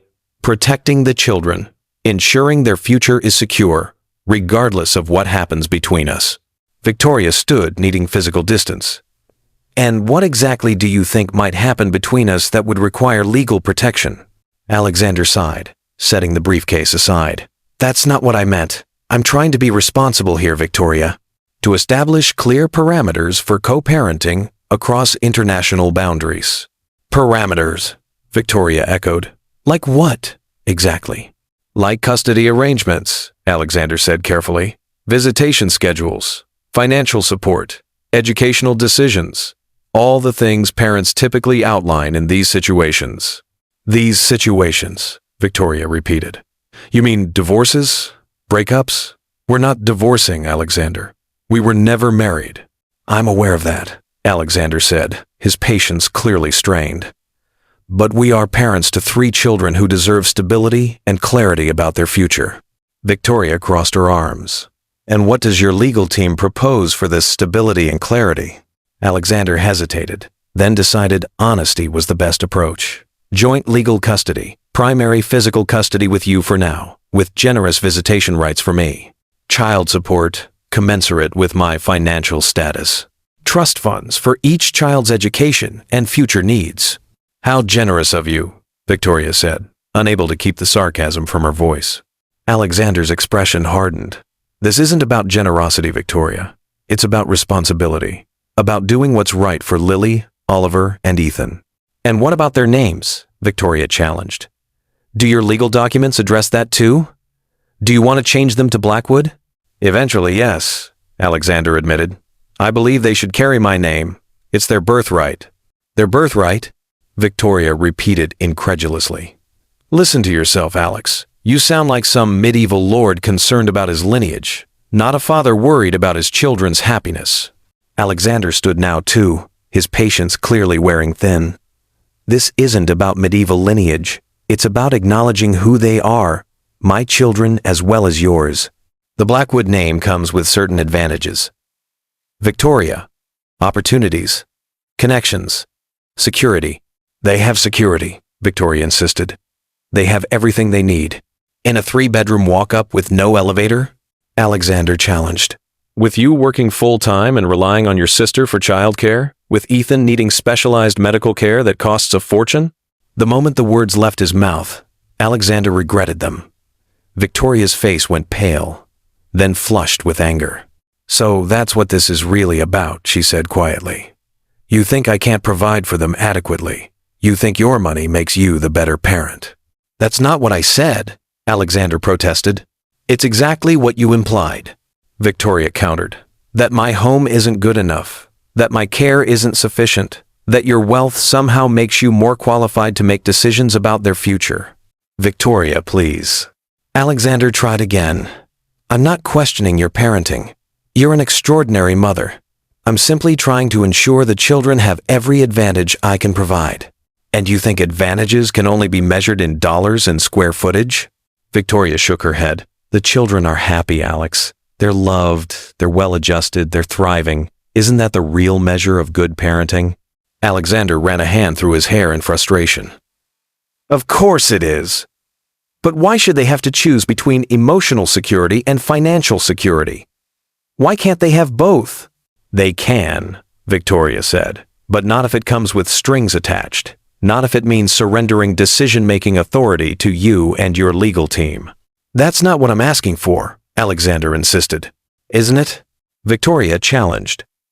Joint legal custody means equal say in all major decisions, which sounds reasonable in theory. But what happens when we disagree? When you're in London and I'm here? When your idea of what's best conflicts with mine? Alexander had no immediate answer for that. The same questions had occurred to him as his legal team drafted the documents. We'll figure it out, he said finally. Like reasonable adults who both want what's best for their children. Victoria laughed without humor. Reasonable adults? Is that what we are, Alex? Because 5 years ago, you were the man who told me to handle it when I tried to tell you I was pregnant. And I was the woman who ran away rather than fight for what our children deserved. The harsh truth of her words hung in the air between them. People change, Alexander said quietly. I've changed. You've changed. We're not the same people we were 5 years ago. Haven't we? Victoria challenged. You're still the CEO who puts business first, who drafts legal documents before having conversations, who thinks money can solve every problem. And I'm still the woman who's terrified of being overshadowed, of losing control, of watching my children become pawns in some power game I can't win. Alexander stared at her, stunned by the raw honesty of her words. Is that really how you see me? As someone who would use the children as pawns? Victoria's anger deflated slightly at the genuine hurt in his voice. I don't know, Alex. I want to believe you've changed. The man I've seen these past weeks, the father who reads bedtime stories and attends doctor's appointments and carries Lily when she's tired, that man I could trust with my children's hearts. But the man who arrives with legal documents, prepared by a team of lawyers, that man scares me. Alexander was silent for a long moment, processing her words. Then, deliberately, he picked up his briefcase, opened it, and removed a thick folder of legal documents. Without a word, he walked to the kitchen, opened the trash can, and dropped the entire folder inside. What are you doing? Victoria asked, following him. Starting over, Alexander said simply. You're right. I approached this all wrong, like a business transaction instead of a family matter. He turned to face her. I'm sorry, Victoria. Truly. The last thing I want is to make you feel threatened or controlled. Victoria stared at the discarded documents, then back at Alexander. The gesture was both dramatic and oddly touching, so unlike the calculated, strategic Alexander she remembered. We do need to discuss these matters eventually, she said, her voice softer now. The children deserve clarity about their future. I know, Alexander agreed, but we'll do it together, without lawyers drafting documents before we've even had a conversation. We'll figure out what works best for our family. On our terms. Our family. The words sent an unexpected warmth through Victoria's chest. Thank you, she said simply. Alexander nodded, then glanced at his watch. It's late. I should go. As he moved toward the door, Victoria called after him. Alex? He turned. Yes? The children will miss you when you're in London. Alexander's expression softened. I'll miss them too, more than I can say. Just them? Victoria asked, the question slipping out before she could stop it. Alexander held her gaze steadily. No, Victoria, not just them. With that, he left, leaving Victoria to wonder when exactly her carefully constructed walls had begun to crumble, and whether she had the strength to rebuild them before it was too late. The next morning, Alexander arrived for breakfast as usual, though there was a new tension between him and Victoria following their argument. The children, perceptive as always, picked up on the strained atmosphere. Are you mad at each other? Lily asked bluntly as Victoria served pancakes. Victoria and Alexander exchanged startled glances. No, sweetheart, Victoria assured her. Grown-ups sometimes have disagreements, but that doesn't mean they're mad at each other. Like when Oliver and I fight about whose turn it is with the tablet, but we still love each other? Ethan asked. Exactly like that, Alexander confirmed, grateful for the simple analogy. Actually, he continued, seizing the opening, there's something important I need to tell all of you. 3 pairs of identical gray eyes focused on him with varying degrees of curiosity and concern. I have to go away for a little while, Alexander said gently. Back to London where my company is. There are some things I need to take care of there. But you're coming back, right? Lily asked immediately, her lower lip trembling. Absolutely, Alexander assured her. It's just for 10 days. I'll be back before you know it. That's a long time, Ethan said quietly. It might seem that way, Alexander acknowledged. But we'll talk every day on video calls. I'll read you bedtime stories, just like I do now, and I'll bring back special surprises for each of you. When are you leaving? Oliver asked, his expression carefully neutral. Monday, Alexander replied, which means we still have the whole weekend together. I thought we might do something special, maybe visit the aquarium we had to postpone. The children's enthusiasm for the aquarium temporarily overshadowed their disappointment about his departure, but Alexander noticed how Lily stayed especially close to him throughout breakfast, as if afraid he might disappear if she let him out of her sight. After the children left for school, Alexander helped Victoria clean up the kitchen, both of them working in awkward silence. They took it better than I expected, Victoria finally said. For now, Alexander agreed. "The reality will probably hit them when I actually leave." Victoria nodded, remembering how the children had reacted to previous separations, her occasional overnight work trips, Madeline's vacation to Florida. Lily will cry, Ethan will get quiet, Oliver will pretend he doesn't care. "And their mother?" Alexander asked softly. "How will she react?" Victoria met his gaze, then looked away. "Their mother will do what she always does, focus on making sure they're okay." "And who makes sure you're okay, Victoria?" Alexander pressed gently. The question caught her off guard. For so long, she'd been the strong one, the caretaker, the person everyone else relied on. The idea that someone might worry about her well-being was both foreign and oddly comforting. "I manage," she said simply. Alexander studied her face, seeing beyond the composed exterior to the vulnerability she worked so hard to hide. "You don't have to do everything alone anymore, Victoria. That's what co-parenting means, sharing the burden, supporting each other, even when we disagree." Victoria wanted to believe him, wanted to trust that this new, more thoughtful Alexander was permanent, not just a temporary phase born of novelty and guilt. "Let's get through these 10 days first," she said pragmatically. "Then we can talk about the future." Alexander nodded, accepting her caution. "Fair enough. But, Victoria?" "Yes? I meant what I said last night. I'll miss you too, not just the children." Before Victoria could formulate a response, Alexander's phone rang his CFO again, with questions about the London trip. The moment passed, but his words lingered in Victoria's mind throughout the day. The weekend passed in a blur of activity. True to his word, Alexander took them all to the aquarium on Saturday, where the children marveled at colorful fish, touched stingrays in the petting pool, and watched penguins waddle across artificial ice. On Sunday, they had a picnic in the park, played tag, until everyone was breathless, though Alexander made sure Ethan didn't overexert himself, and ended the day with a movie night, complete with homemade popcorn and hot chocolate. It was, Victoria had to admit, a perfect family weekend, the kind she'd sometimes allowed herself to imagine during lonely nights when the children were babies. Watching Alexander with them, patient, attentive, fully present, made it hard to remember why she'd been so determined to keep him at arm's length. Monday morning arrived too quickly. Alexander came for breakfast as usual, but his suitcase by the door served as a constant reminder of his imminent departure. "What time is your flight?" Victoria asked, as she packed the children's lunches. "Noon," Alexander replied, helping Ethan tie his shoes. "The car will pick me up from here at 10. Victoria nodded, glancing at the clock. Just 2 more hours before he left, the thought brought an unexpected tightness to her chest. "I've programmed my direct number into your phone," Alexander continued, "and my assistants, and the pilots, just in case. If there's any emergency, any problem at all." "We'll be fine, Alex," Victoria interrupted gently. "It's just 10 days. Alexander nodded, though he didn't look convinced. "I know. I've gotten used to being here, to seeing them every day. To seeing you every day," he didn't add, but the words hung unspoken between them.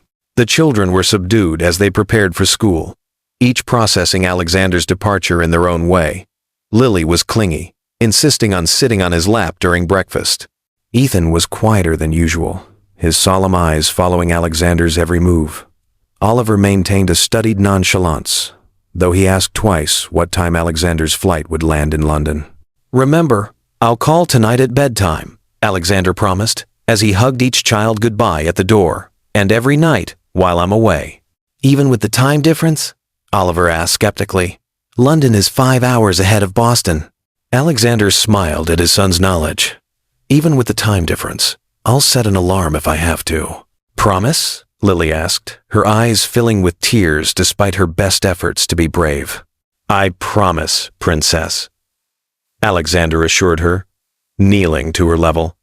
"And have I broken a promise to you yet?" Lily shook her head, then threw her arms around his neck in a fierce hug. "I love you, Daddy." Alexander's eyes met Victoria's over Lily's head, and she saw the emotion there, the wonder and joy and heartbreak of hearing those words from his daughter for the first time. "I love you too, Lily," he said, his voice rough. So very much. After the children left for school, escorted by Madeline, who had arrived to help with the transition, Alexander and Victoria found themselves alone in the apartment, the silence heavy between them. So, Victoria said awkwardly. 10 days. 10 days, Alexander repeated. It'll go quickly. Victoria nodded, though neither of them believed it. The children will be fine. They're resilient. I know they will, Alexander agreed. They have you. Victoria busied herself clearing breakfast dishes, needing something to do with her hands. Your car will be here soon. Do you have everything you need? I think so, Alexander said, watching her move around the kitchen. Victoria? She didn't look up from the sink. Thank you. Now, she did look up. For what? For letting me into their lives. For giving me a chance to be their father. For everything. Victoria turned off the water and dried her hands, buying time to compose herself. They deserve to know you, Alex. To have you in their lives. And you? Alexander asked quietly. What do you deserve? The question caught her off guard. I don't know what you mean. Alexander moved closer, his expression serious. You deserve happiness, Victoria. Security, partnership. All the things you've been providing for our children on your own. Victoria felt her heart rate accelerated his proximity. I'm fine, Alex. I've managed for 5 years. You have, he agreed. Brilliantly. But you shouldn't have had to do it alone. And you don't have to anymore. Before Victoria could respond, Alexander's phone chimed with a text. The car is here, he said, checking the message. Victoria nodded, relieved and disappointed at the interruption. You should go. You don't want to miss your flight. Alexander hesitated, then picked up his suitcase. At the door, he turned back to her. 10 days, Victoria. Then we'll really talk about the future. All of us, together. Safe travels, Victoria said, unable to promise more. Alexander studied her face for a moment, then set down his suitcase and closed the distance between them in 2 strides. Before Victoria could react, he cupped her face in his hands and kissed her, not tentatively or hesitantly, but with the confidence of a man who knew exactly what he wanted. For a moment, Victoria froze in surprise. Then, almost against her will, she responded, her hands coming up to grip his shoulders as the kiss deepened. When they finally broke apart, both slightly breathless, Alexander rested his forehead against hers. I've wanted to do that since the moment I saw you again, he admitted softly. Victoria's mind raced, emotions warring within her desire, fear, hope, caution. Alex, we can't just... I know, he interrupted gently. It's complicated. The children, our lives, everything. But Victoria, what I feel for you, what I've always felt for you, that's not complicated at all. His phone chimed again, more insistently this time. You should go, Victoria said, stepping back, needing physical distance to think clearly. Alexander nodded, reluctantly picking up his suitcase. 10 days, he repeated. And then, we'll figure this out. All of it. After he left, Victoria sank onto the sofa, fingers touching her lips where she could still feel the pressure of his kiss. What had just happened?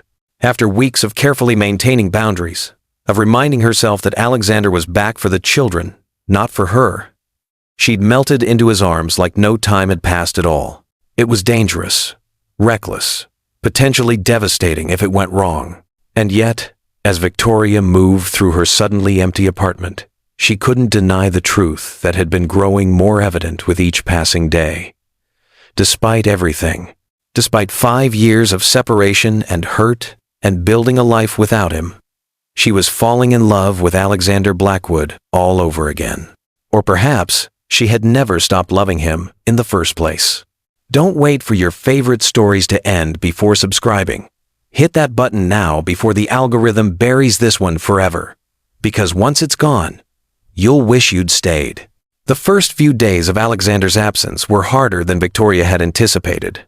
The children were moody and restless, missing their father's presence at breakfast, his bedtime stories, his patient help with homework. Even Oliver, who had maintained the most emotional distance, asked repeatedly when Mr. Alex would return. True to his word, Alexander called every evening at bedtime, no matter what time it was in London. He read stories over video chat, asked about their days, and promised to be home soon. After the children were asleep, He would talk with Victoria, updating her on his progress in London, asking about the children's activities, maintaining the connection despite the physical distance. What neither of them mentioned was the kiss they had shared.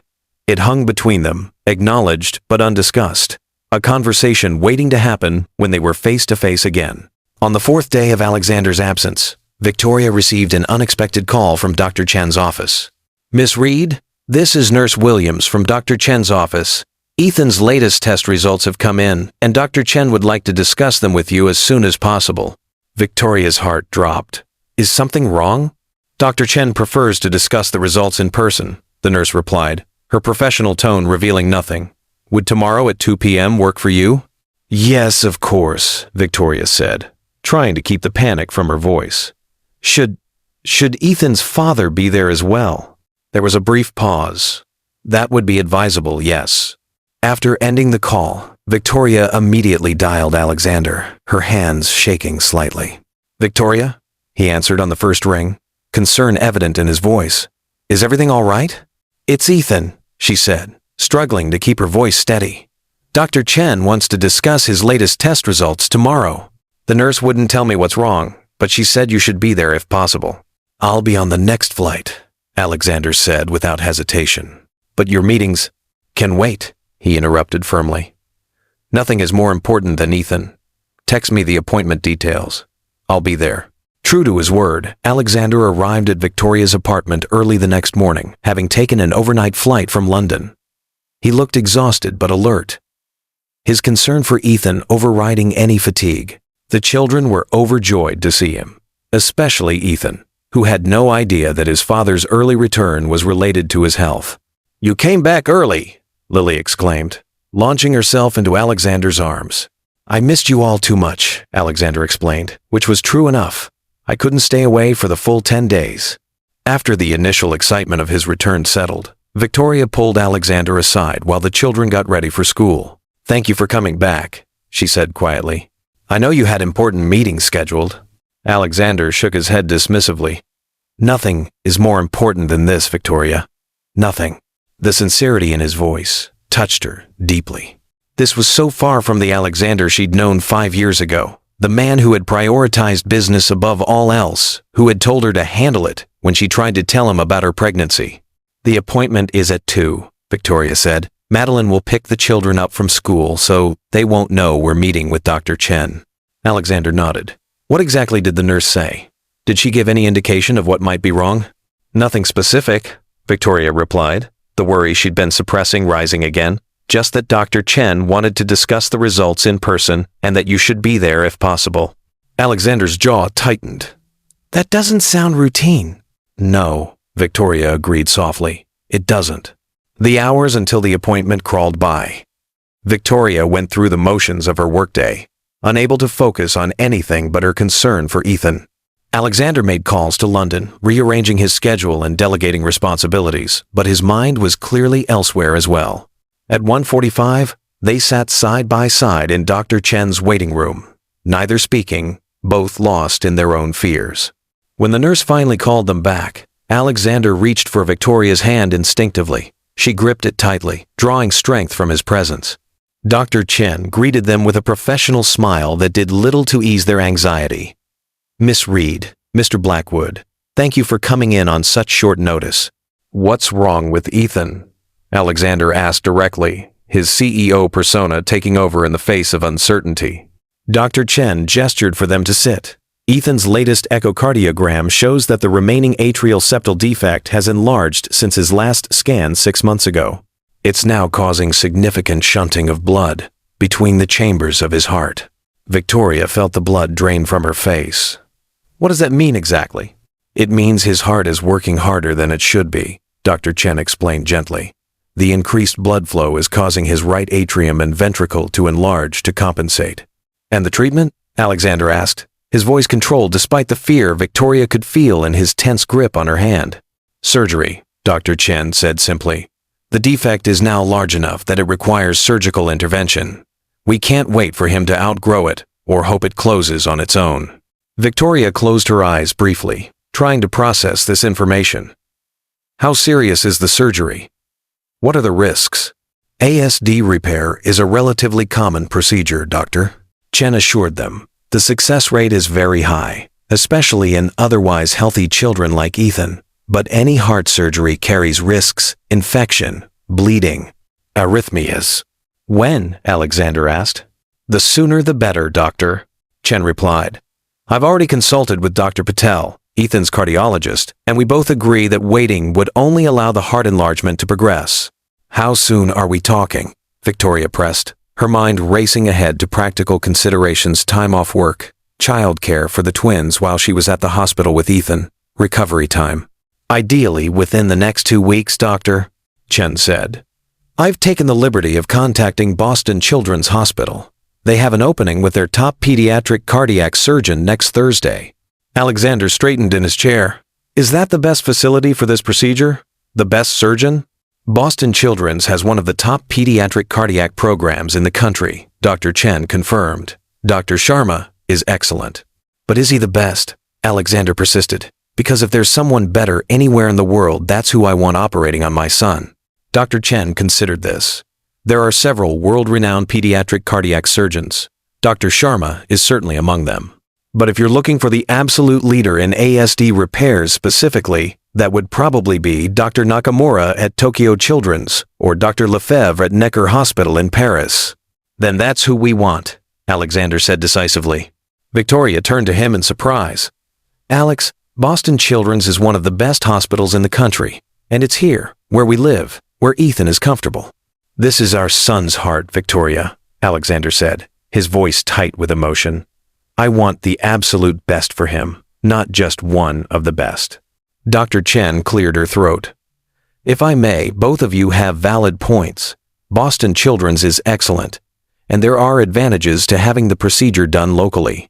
However, I understand wanting the very best specialist for your child. Perhaps a compromise? We could arrange a consultation with Dr. Nakamura or Dr. Lefebvre via telemedicine, get their opinion, and then decide on the best course of action. Victoria and Alexander exchanged looks, a silent communication passing between them. That sounds reasonable, Victoria conceded. But time is a factor, right? We can't delay too long. A few days for consultations won't make a significant difference, Dr. Chen assured them. But yes, we should move forward relatively quickly. As they left the doctor's office, the full weight of the situation settled on Victoria's shoulders. Her baby needed heart surgery. The thought was terrifying, despite Dr. Chen's reassurances about the procedure's routine nature. In the parking lot, Alexander stopped her with a gentle hand on her arm. Victoria, I know you're scared. I am too, but we'll get through this together. Ethan will have the best care possible, I promise you that. Victoria nodded, fighting back tears. I know. It's just, he's so small, Alex. The thought of him going through surgery. He's stronger than he looks, Alexander reminded her. Like his mother. Victoria managed a weak smile. And as stubborn as his father. Alexander pulled her into his arms then, offering comfort without words. Victoria allowed herself to lean into his strength, just for a moment, before pulling back. We need to decide how to tell him, she said practically. And the twins, they'll be worried. We'll tell them together, Alexander said. Keep it simple. Focus on the positive outcome. Answer their questions honestly, but age appropriately. Victoria nodded, grateful for his calm approach. What about your return to London? You were in the middle of important negotiations. London can wait, Alexander said firmly. My place is here, with Ethan, with all of you. The certainty in his voice was both comforting and frightening. Comforting because Victoria desperately needed his support right now. Frightening because she was beginning to rely on that support, to expect it, to want it not just for Ethan, but for herself as well. And what would happen when this crisis passed? When Ethan recovered and life returned to normal? Would Alexander go back to London then, leaving them to resume their separate lives? The thought sent a chill through her that had nothing to do with Ethan's diagnosis.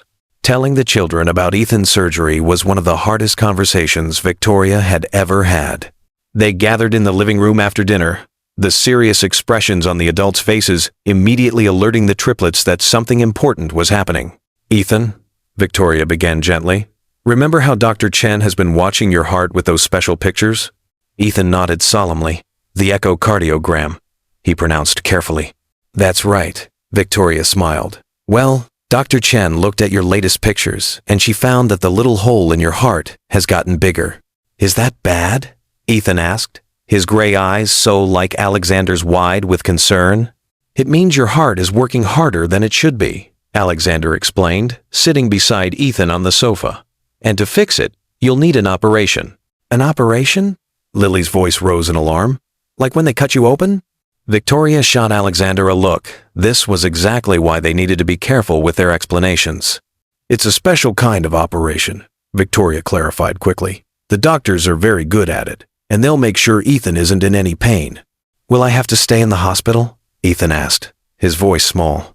For a few days, Alexander confirmed. But Mom and I will be with you the whole time. And after you recover, your heart will be stronger and healthier than before. Will I get a scar? Ethan asked, perking up slightly at this prospect. Alexander smiled. Probably a small one. Yes. Cool, Ethan decided, his fear apparently outweighed by the appeal of having a scar to show his friends. Oliver, who had been quiet throughout the explanation, finally spoke up. Is Ethan going to die? The blunt question hung in the air, voicing the fear that all of them, children and adults alike, had been harboring. No, Alexander said firmly, before Victoria could respond. Absolutely not. This is a very common procedure, and the doctors who will be taking care of Ethan are the best in the world. Your father's right, Victoria added, grateful for Alexander's confident response. Ethan is going to be fine. The surgery will make him better, not worse. Oliver studied their faces, looking for any sign of deception. Promise? We promise, Victoria and Alexander said in unison.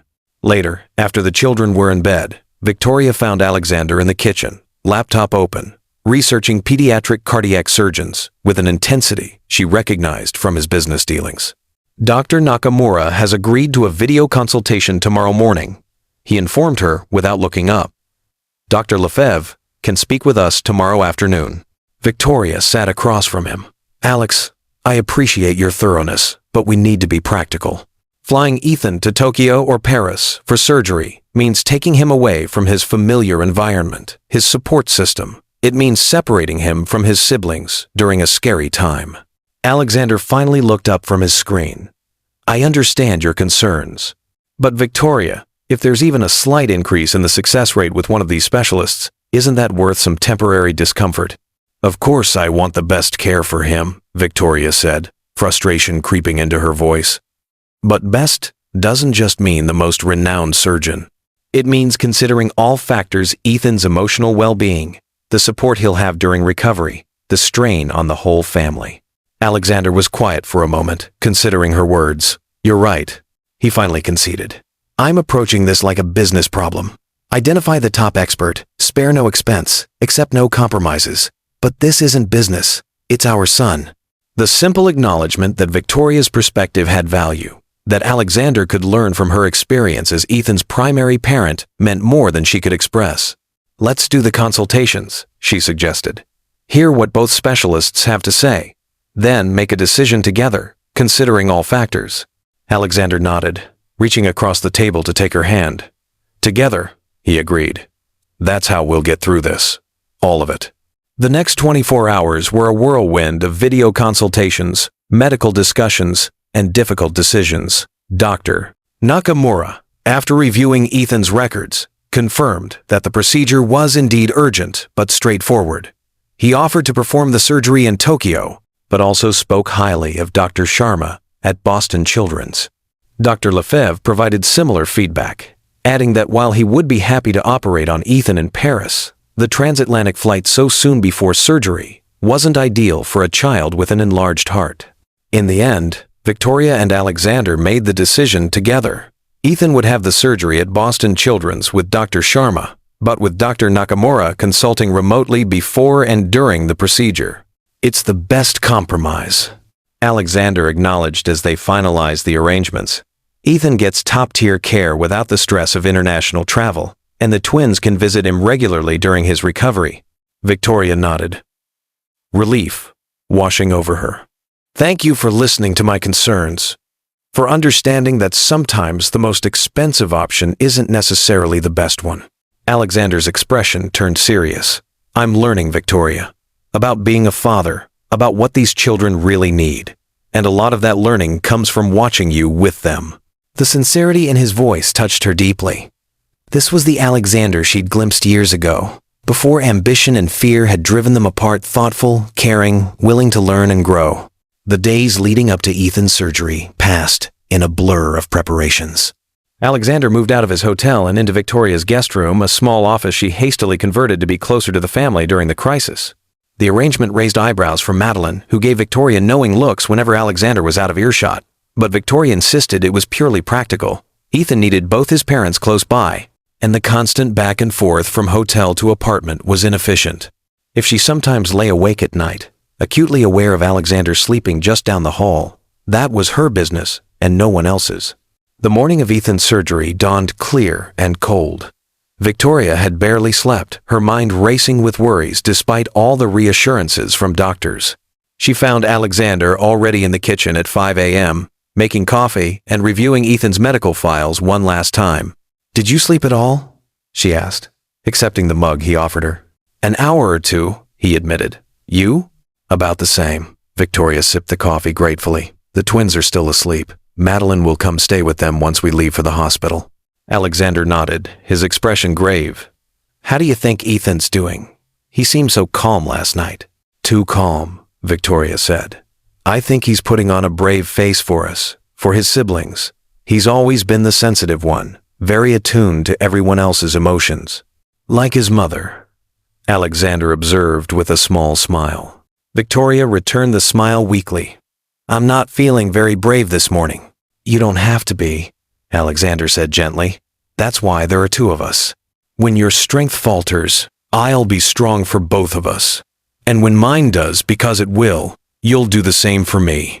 The simple promise, delivered without drama or grand gestures, meant more to Victoria than any elaborate declaration could have.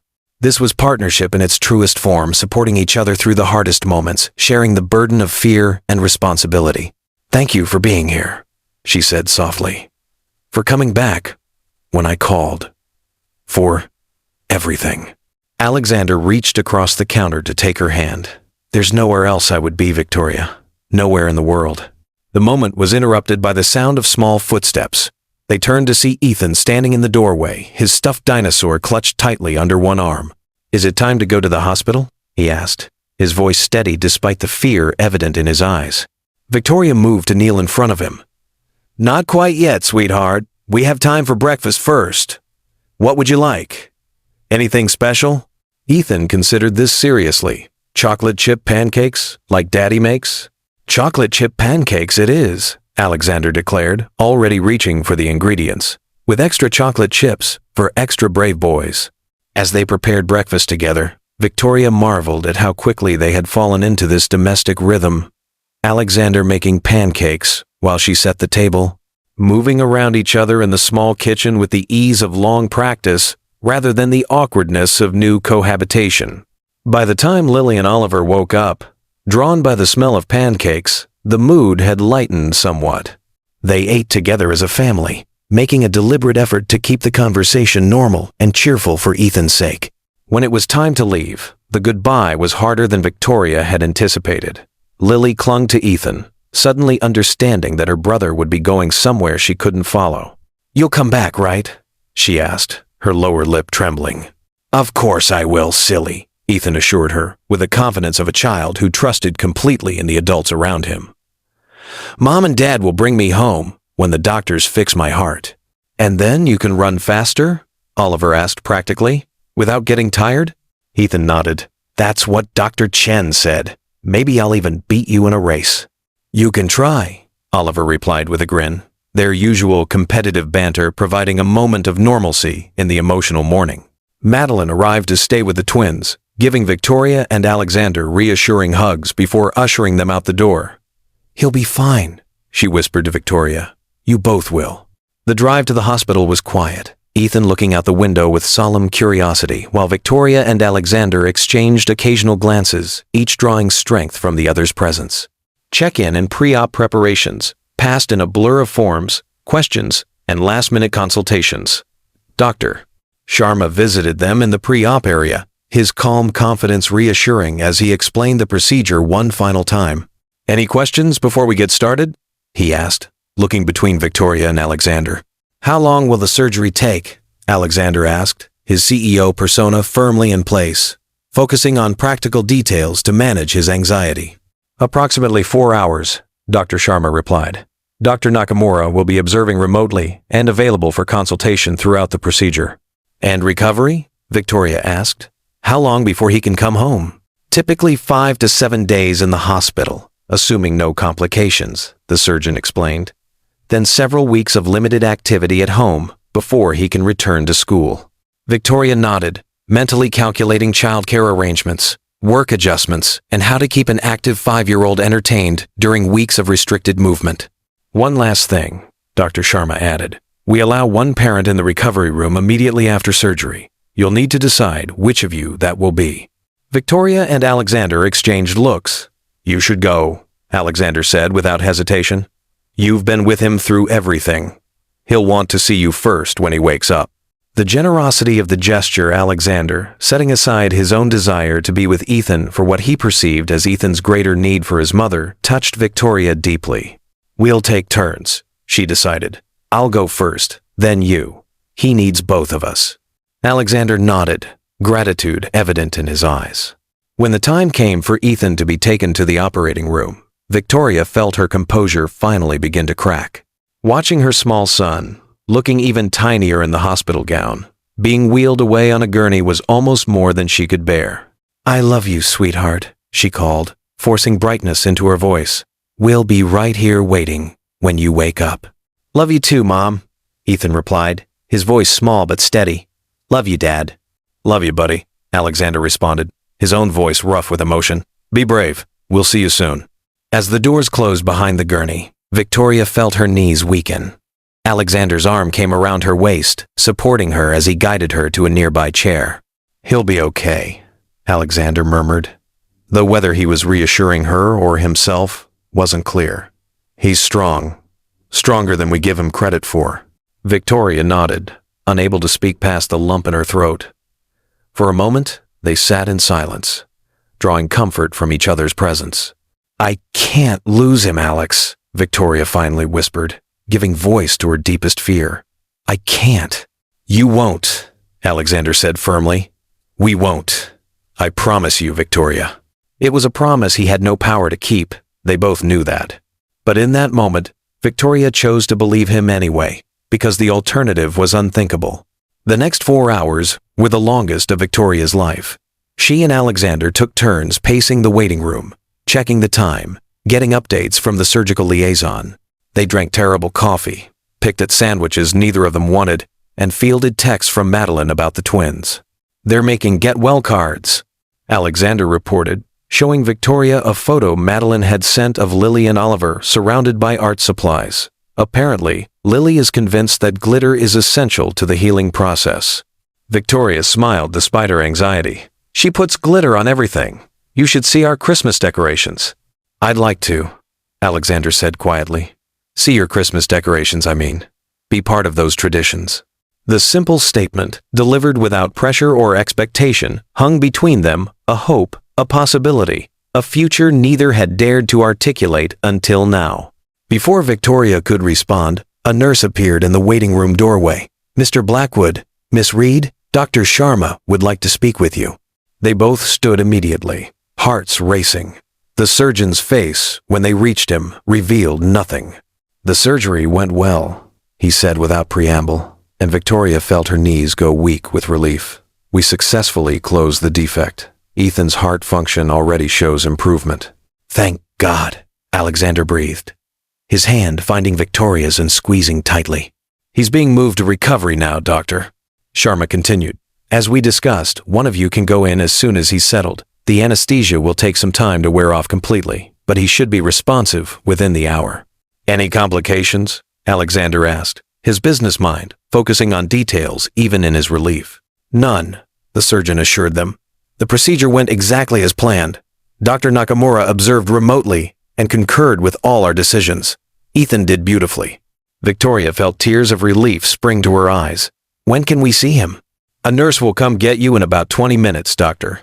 Sharma replied. Remember, he'll be groggy and he'll have monitoring equipment and an IV. It can look overwhelming, but everything is routine. After the surgeon left, Victoria turned to Alexander, emotions overwhelming her. Without a word, he pulled her into his arms, holding her tightly as the tension of the past hours finally released in quiet tears. He's okay, Alexander murmured against her hair. Our boy is okay. Our boy. The simple phrase encompassed so much shared fear, shared relief, shared love for the child they had created together. When Victoria was finally allowed into the recovery room, she found Ethan looking small and pale against the white hospital sheets, but peacefully asleep. Monitors beeped steadily, tracking his heart rate and oxygen levels. A bandage covered his chest where the surgeon had made the incision. Victoria sat beside the bed, gently taking his small hand in hers, careful not to disturb the IV line. I'm here, sweetheart, she whispered. Mom's right here. For nearly an hour she sat watching him breathe, each rise and fall of his chest a miracle she would never take for granted again. When his eyelids finally fluttered, she leaned forward eagerly. Ethan, can you hear me, baby?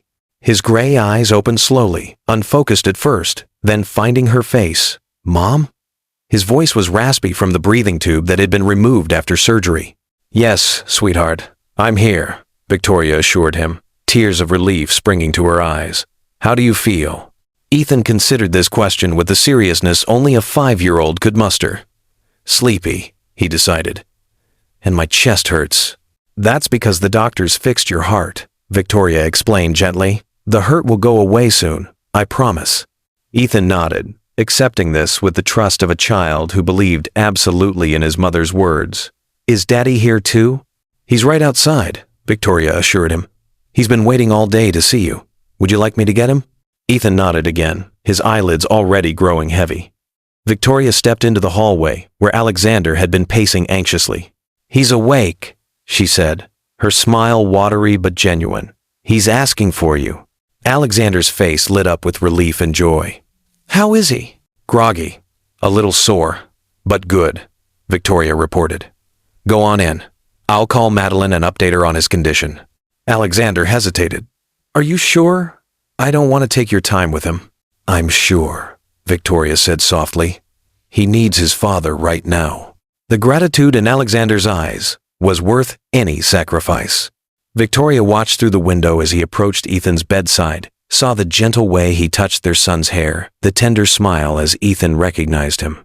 In that moment, any lingering doubts she might have harbored about Alexander's commitment to their children vanished completely.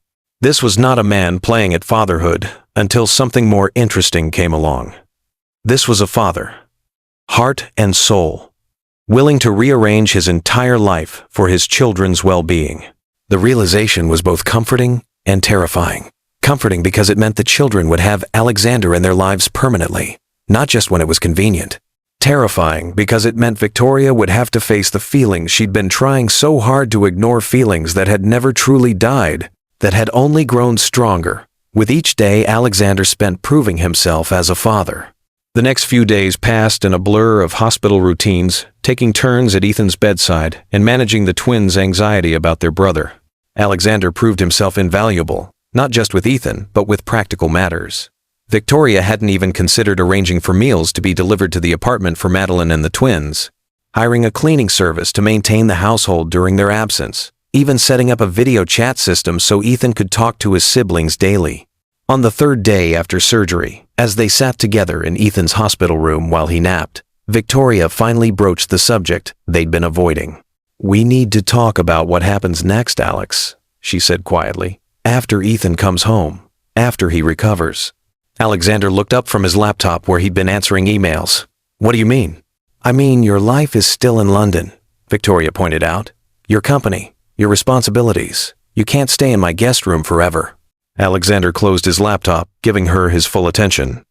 Actually, that's something I've been meaning to discuss with you. I've been making some changes at Blackwood Industries. What kind of changes? Victoria asked cautiously. I'm relocating our headquarters to Boston, Alexander said simply. The process was already underway before Ethan's surgery. I've purchased office space downtown, and we'll begin transitioning key personnel over the next few months. Victoria stared at him, stunned. You're moving your entire company? Because of the children? Because of our family, Alexander corrected gently. The children, yes, but also us, Victoria. What's happening between us? Victoria felt her heart rate accelerate. And what exactly is happening between us, Alex? Alexander held her gaze steadily. I think you know. I think we both know. But we've been so focused on the children, on Ethan's health, that we haven't had the courage to name it. Name what? Victoria pressed, needing to hear him say it. That I'm still in love with you, Alexander said simply. That I never stopped loving you. Not really. That these past weeks, watching you with our children, seeing your strength and your heart, I've fallen even more deeply in love with the woman you've become. The words hung in the air between them, honest and vulnerable in a way the Alexander of 5 years ago would never have allowed himself to be. Alex, Victoria began, her voice unsteady. It's not that simple. We can't just pick up where we left off. Too much has happened. I'm not suggesting we do, Alexander replied. I'm suggesting we start something new, something better, something built on who we are now, not who we were then. Victoria looked away, overwhelmed by his directness. And what if it doesn't work? What happens to the children then? They've just gotten used to having you in their lives. If we try this and fail. We won't fail, Alexander said with quiet confidence. You can't know that, Victoria argued. No one can. You're right, Alexander conceded. I can't promise we won't face challenges. But I can promise that I'm not the same man who walked away 5 years ago. I can promise that nothing, not business, not ambition, nothing will ever be more important to me than you and our children. Victoria wanted desperately to believe him. But fear, the same fear that had driven her to leave London 5 years ago, held her back. I need time, Alex, she said finally. To think. To be sure. Alexander nodded, accepting her caution without argument. Take all the time you need. I'm not going anywhere, Victoria. Not ever again. The conversation was interrupted by Ethan stirring from his nap, but the words lingered between them, a promise and a possibility that neither could ignore. 2 days later, Ethan was cleared to go home. The discharge process took longer than expected, with final examinations, medication instructions, and follow-up appointments to arrange. By the time they finally loaded Ethan into Alexander's car, the boy was tired but excited to be leaving the hospital. Will Lily and Oliver be home? He asked, clutching the stuffed dinosaur that hadn't left his side throughout his hospital stay. They will, Victoria confirmed from the back seat, where she sat beside him. And they've decorated the whole apartment for your homecoming. Aunt Madeline says there's glitter everywhere. Ethan grinned. Lily's glitter gets on everything. Even my dinosaur books. Especially your dinosaur books, Alexander agreed with a laugh, glancing at them in the rearview mirror. She's very thorough with her glitter application. The homecoming was everything they could have hoped for. Lily and Oliver had created a Welcome Home Ethan banner that stretched across the living room, indeed liberally decorated with glitter. Madeline had prepared Ethan's favorite dinner, and the apartment was filled with balloons and handmade cards from his classmates. For the first time in days, Victoria felt the tension in her shoulders ease. Her family was together, safe, whole. Whatever complications lay ahead in her relationship with Alexander, this moment, watching all 3 of her children giggling together on the sofa while Alexander entertained them with silly voices during story time, was perfect. The next few weeks established a new routine. Alexander continued to stay in the guest room, his presence essential during Ethan's recovery. The children accepted this arrangement without question, delighted to have both parents under one roof. Victoria found herself growing accustomed to his constant presence, the sound of his voice on conference calls in the next room, the smell of his cologne lingering in the bathroom, the sight of his reading glasses left on the kitchen counter. It was domestic, comfortable, dangerous. Because with each passing day, the walls Victoria had built around her heart crumbled a little more. The way Alexander remembered how each child liked their sandwich cut differently, the patience with which he helped Ethan with his physical therapy exercises, the bedtime ritual he'd established, reading one chapter from 3 different books so each child got to hear their favorite story. These small moments of everyday parenting revealed more about Alexander's character than any grand gesture could have. This wasn't a man playing at fatherhood. This was a man who had embraced it completely, who found joy in the mundane tasks that made up family life. One evening, about 3 weeks after Ethan's surgery, Victoria returned from a quick grocery run to find the apartment unusually quiet. Following the sound of soft music to the living room, she stopped in the doorway, her heart catching at the scene before her. Alexander sat on the sofa, all 3 children asleep around him. Lily curled against his side, Oliver sprawled across his lap, and Ethan, still moving carefully because of his healing chest, leaning against his other shoulder. A children's movie played quietly on the television, clearly abandoned midway through. Alexander looked up as Victoria entered, a soft smile on his face. "They didn't quite make it to the end," he whispered. "I can see that," Victoria replied, setting down her grocery bags and moving closer. "Should we wake them for bed?" Alexander shook his head. "Let them sleep a little longer. They're comfortable." Victoria studied the tableau, her children and their father, peaceful and content in each other's presence. It was everything she'd ever wanted for them, everything she'd feared they would never have. "They love you so much," she said softly, perching on the arm of the sofa. "The feeling is entirely mutual," Alexander replied, his gaze moving tenderly over each sleeping child. "I never knew it was possible to love like this, Victoria. So completely. So overwhelmingly." "That's parenthood," Victoria said, with a small smile. "Overwhelming in every way." "Not just parenthood," Alexander said, his eyes finding hers. "Being here, with all of you. Being part of this family. It's everything I never knew I wanted. Everything I can't imagine living without now." The simple honesty in his voice broke through Victoria's last defenses. This was real, his love for the children, his commitment to their family, his feelings for her. Not a temporary phase born of novelty or guilt, but a profound change in the man himself. "Alex," she began, not entirely sure what she wanted to say. "I know," he interrupted gently. "You need time. I understand that, Victoria.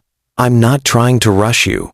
I want you to know where I stand, how I feel. That I'm all in, completely and permanently, whatever you decide about us." Victoria nodded, emotion making it difficult to speak. "We should get them to bed," she said finally, deflecting the moment. Alexander accepted the deflection without comment, carefully shifting to lift Lily without waking her. Victoria took Oliver, and together they carried the sleeping children to their bedroom, working in silent harmony to change them into pajamas and tuck them in without fully waking them. Ethan stirred slightly as Alexander laid him in his bed. "Daddy?" he murmured sleepily. "Right here, buddy," Alexander assured him. "Time for sleep now." "Will you be here tomorrow?" Ethan asked, the question revealing a lingering insecurity despite Alexander's constant presence over the past weeks. "Yes, Ethan," Alexander promised. "I'll be here tomorrow, and the day after that, and the day after that, for as long as you want me to be." Ethan smiled, already drifting back to sleep. "Forever, then," he decided simply. Alexander's eyes met Victoria's over their son's bed, the emotion in them unmistakable. "Forever sounds perfect," he whispered, though whether to Ethan or to her wasn't entirely clear. Later, after the children were settled and the apartment quiet, Victoria found Alexander on the small balcony off the living room, staring out at the city lights. "Penny for your thoughts," she said, joining him in the cool night air. Alexander smiled. "They're worth considerably more than that, I assure you." "Billionaire humor," Victoria teased. "Very exclusive." Alexander laughed, the sound warming her even in the chilly evening. "Actually, I was thinking about what Ethan said, about forever." Victoria nodded, her heart rate accelerating slightly. Children have a very simple view of time. "Sometimes the simplest view is the clearest," Alexander replied. "Forever with you and the children. It's what I want, Victoria. What I've realized I've always wanted, even when I was too blind to see it." Victoria took a deep breath, gathering her courage. "I've been thinking about what you said, about us, about starting something new." Alexander turned to face her fully, hope evident in his expression. And I'm scared," Victoria admitted, terrified actually, Because if we try this and it doesn't work, it's not just us who get hurt this time. It's Lily and Oliver and Ethan too. I understand that fear, Alexander said quietly. I feel it too. But Victoria, look at what we've already built together in just these few weeks. Look at how we handled Ethan's surgery, how we've managed his recovery, how we've created a home here together. That's different, Victoria argued. That's co-parenting. That's putting the children first. Is it so different? Alexander challenged gently. Isn't a relationship a real, lasting relationship built on exactly that? Putting each other first? Working as a team?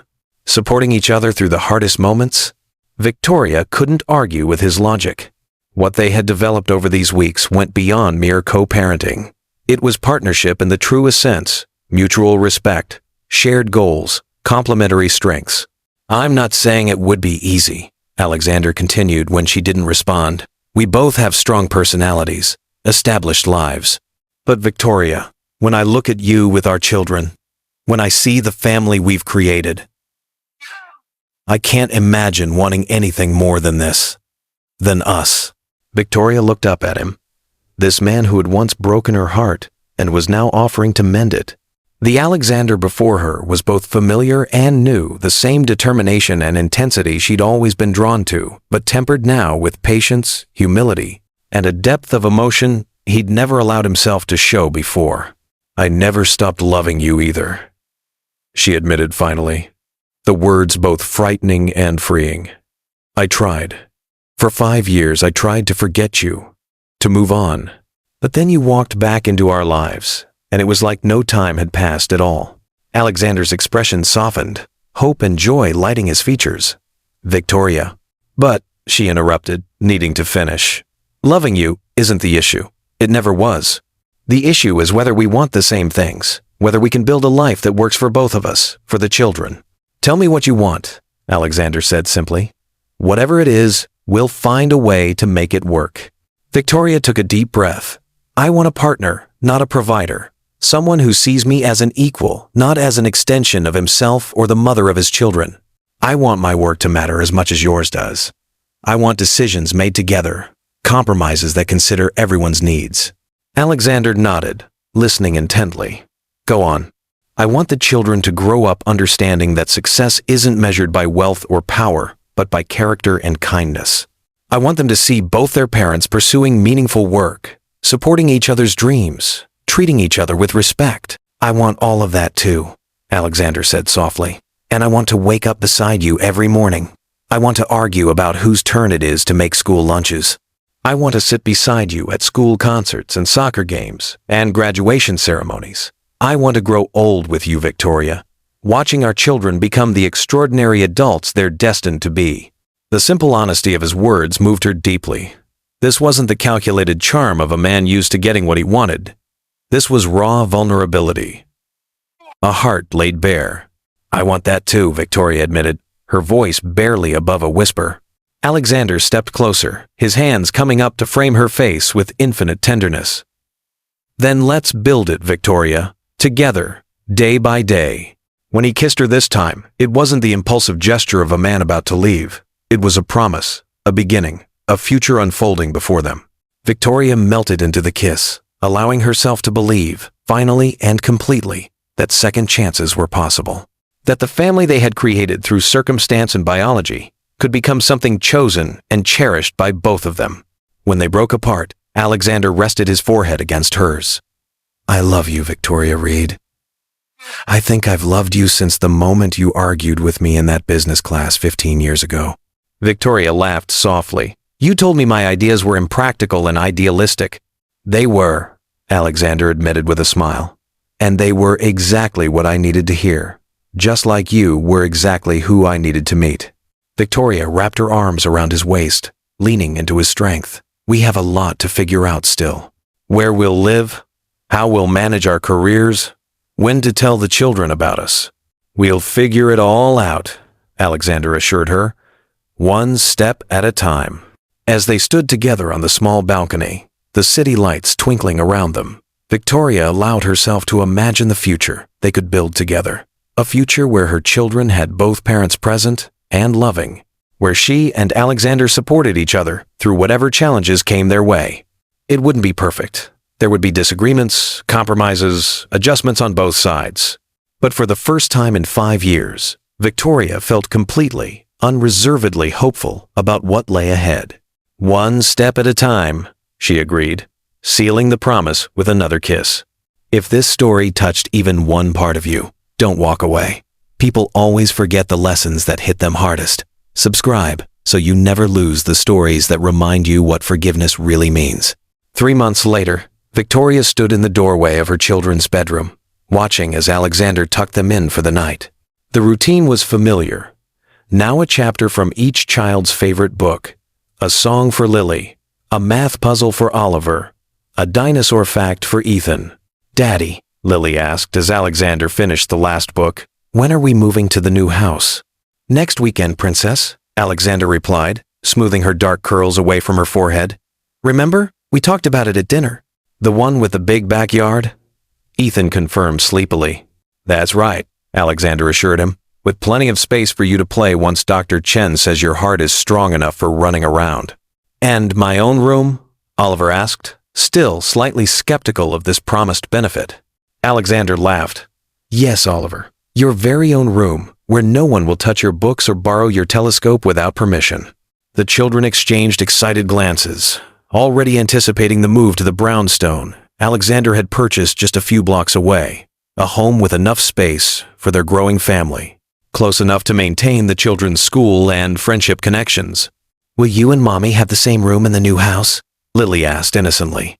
Victoria bit back a smile as Alexander's eyes met hers over the children's heads, amusement and love evident in his gaze.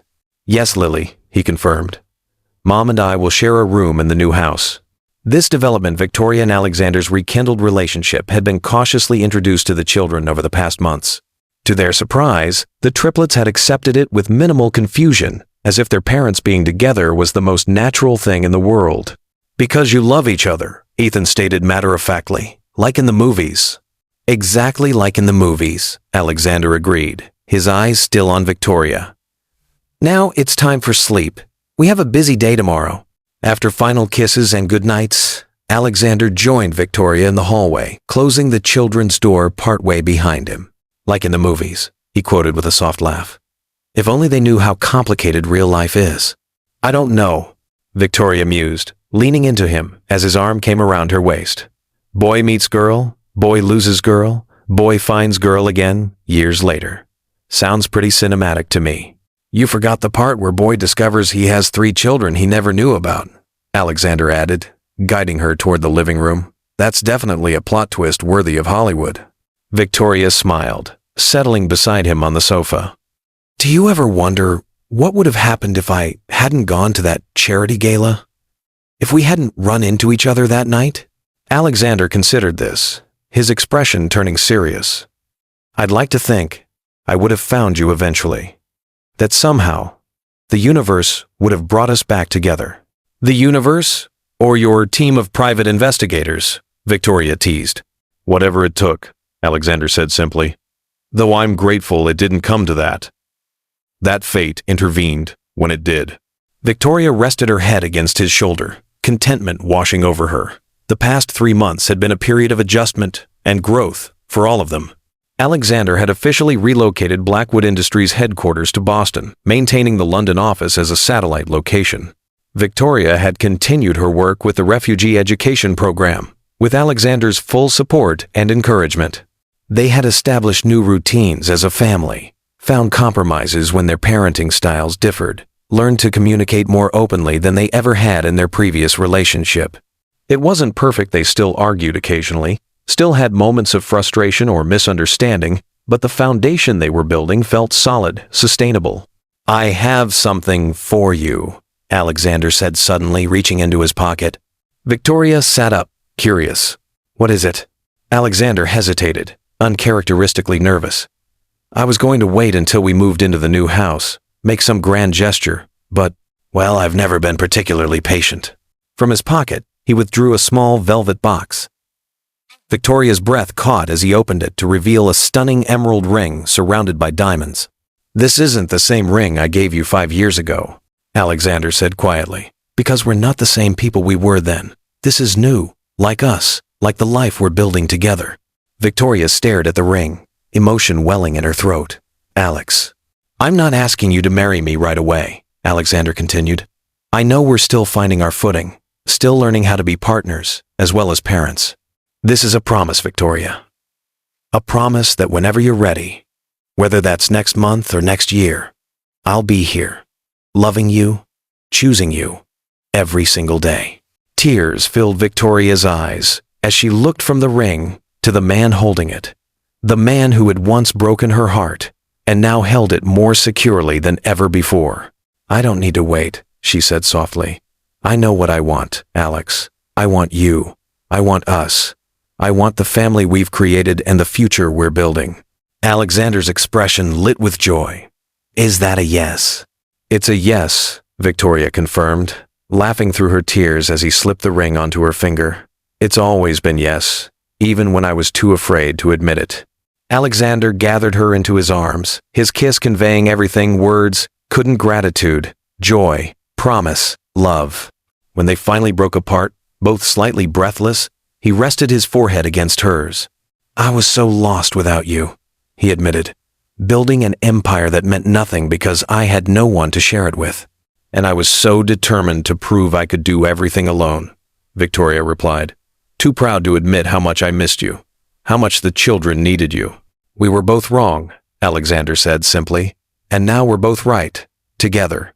As they sat entwined on the sofa, the sounds of their sleeping children drifting from the bedroom, Victoria marveled at the journey that had brought them to this moment. 5 years of separation, of building separate lives, of missing pieces they hadn't fully acknowledged were gone. And then a chance encounter, a shocking revelation, and the slow, sometimes painful process of rebuilding trust and creating a family from the fragments of what had been broken. What are you thinking? Alexander asked, noticing her contemplative expression. I'm thinking about second chances, Victoria replied, about how rare they are and how precious. Alexander nodded, his fingers lightly tracing the emerald on her ring. When I saw you at that gala, I thought it was just another twist of fate running into an ex I'd never quite forgotten. I had no idea my entire life was about to change. When I saw you, I was terrified, Victoria admitted. 5 years of carefully constructed security threatened in an instant. And now? Alexander asked, his eyes searching hers. Now, I'm grateful, Victoria said simply. Grateful that fate brought us face to face again. Grateful that you were stubborn enough to fight for a place in the children's lives. Grateful that we both had the courage to try again. Alexander smiled, pulling her closer. I never thought I'd say this, but I'm grateful for that charity gala. For whatever cosmic alignment brought us to the same place at the same time. The universe works in mysterious ways, Victoria murmured, settling against him. Indeed it does, Alexander agreed, though in our case, I think it had a little help from 3 very special co-conspirators. Victoria laughed softly, thinking of their children, the unexpected miracles who had ultimately brought their parents back together. They'll be insufferably pleased with themselves when we tell them we're getting married. Lily will demand to be flower girl, Alexander predicted. Oliver will have logistical questions about the ceremony, Victoria added. And Ethan will want to know if there will be cake. They finished in unison, laughing at how well they knew their children. As the evening deepened around them, Victoria and Alexander remained on the sofa, talking quietly about their plans for the future. The move to their new home, the wedding they would plan together, the life they would build as a family united not just by biology, but by choice. It wouldn't always be easy. They were both strong-willed, opinionated people with established careers and parenting styles. There would be disagreements, compromises, adjustments on both sides. But Victoria no longer feared those challenges. With Alexander beside her, with the love they shared for each other and their children, she felt ready to face whatever came their way. We should get some sleep, Alexander said eventually, noticing the late hour. The children will be up at dawn, full of questions about the new house. Victoria nodded, allowing him to pull her to her feet. As they moved through the apartment, turning off lights and checking locks, the domestic routine they had established over these months together Victoria felt a profound sense of rightness, of coming home in the deepest sense. 5 years ago, she had run from Alexander, believing that his ambition would always overshadow his love for her, that she would always come second to his empire building. 5 years ago, he had let her go, too focused on success to recognize what truly mattered. But fate and 3 remarkable children had given them a second chance, a chance to learn from past mistakes, to grow into the people they were meant to be, to build a family founded on mutual respect and unwavering love. As they paused in the doorway of the children's bedroom for one last look at their sleeping triplets, Alexander's arm around Victoria's waist and her head resting against his shoulder, the journey felt complete. Not ended, they had a lifetime of adventures ahead, but come full circle, from separation to reunion, from misunderstanding to clarity, from loss to love reclaimed. "They're beautiful, aren't they?" Alexander whispered, his gaze moving tenderly over each small face. "Perfect," Victoria agreed. "Our little miracles." Alexander turned to her, his expression serious yet soft. "Thank you, Victoria." "For what?" "For them," he said simply. "For keeping them safe when I couldn't. For being strong enough to raise them alone. For being generous enough to let me into their lives when I finally found you." Victoria reached up to touch his face, her heart full to bursting. "Thank you for coming back, for staying, for loving them, and me so completely." As they closed the children's door and moved toward their own bedroom, Victoria thought about the title that might someday be given to their story. She hid her triplets from the billionaire CEO for 5 years until fate brought them face to face. It was dramatic, perhaps even sensational. But the real story, the one that mattered, was so much richer, so much more nuanced. It was a story about mistakes and forgiveness, about growth and second chances, about a family fractured and then healed, stronger at the broken places. It was their story, and the best part was that they would write the rest of it together. If this story touched even one part of you, don't walk away. People always forget the lessons that hit them hardest. Subscribe, so you never lose the stories that remind you what forgiveness really means.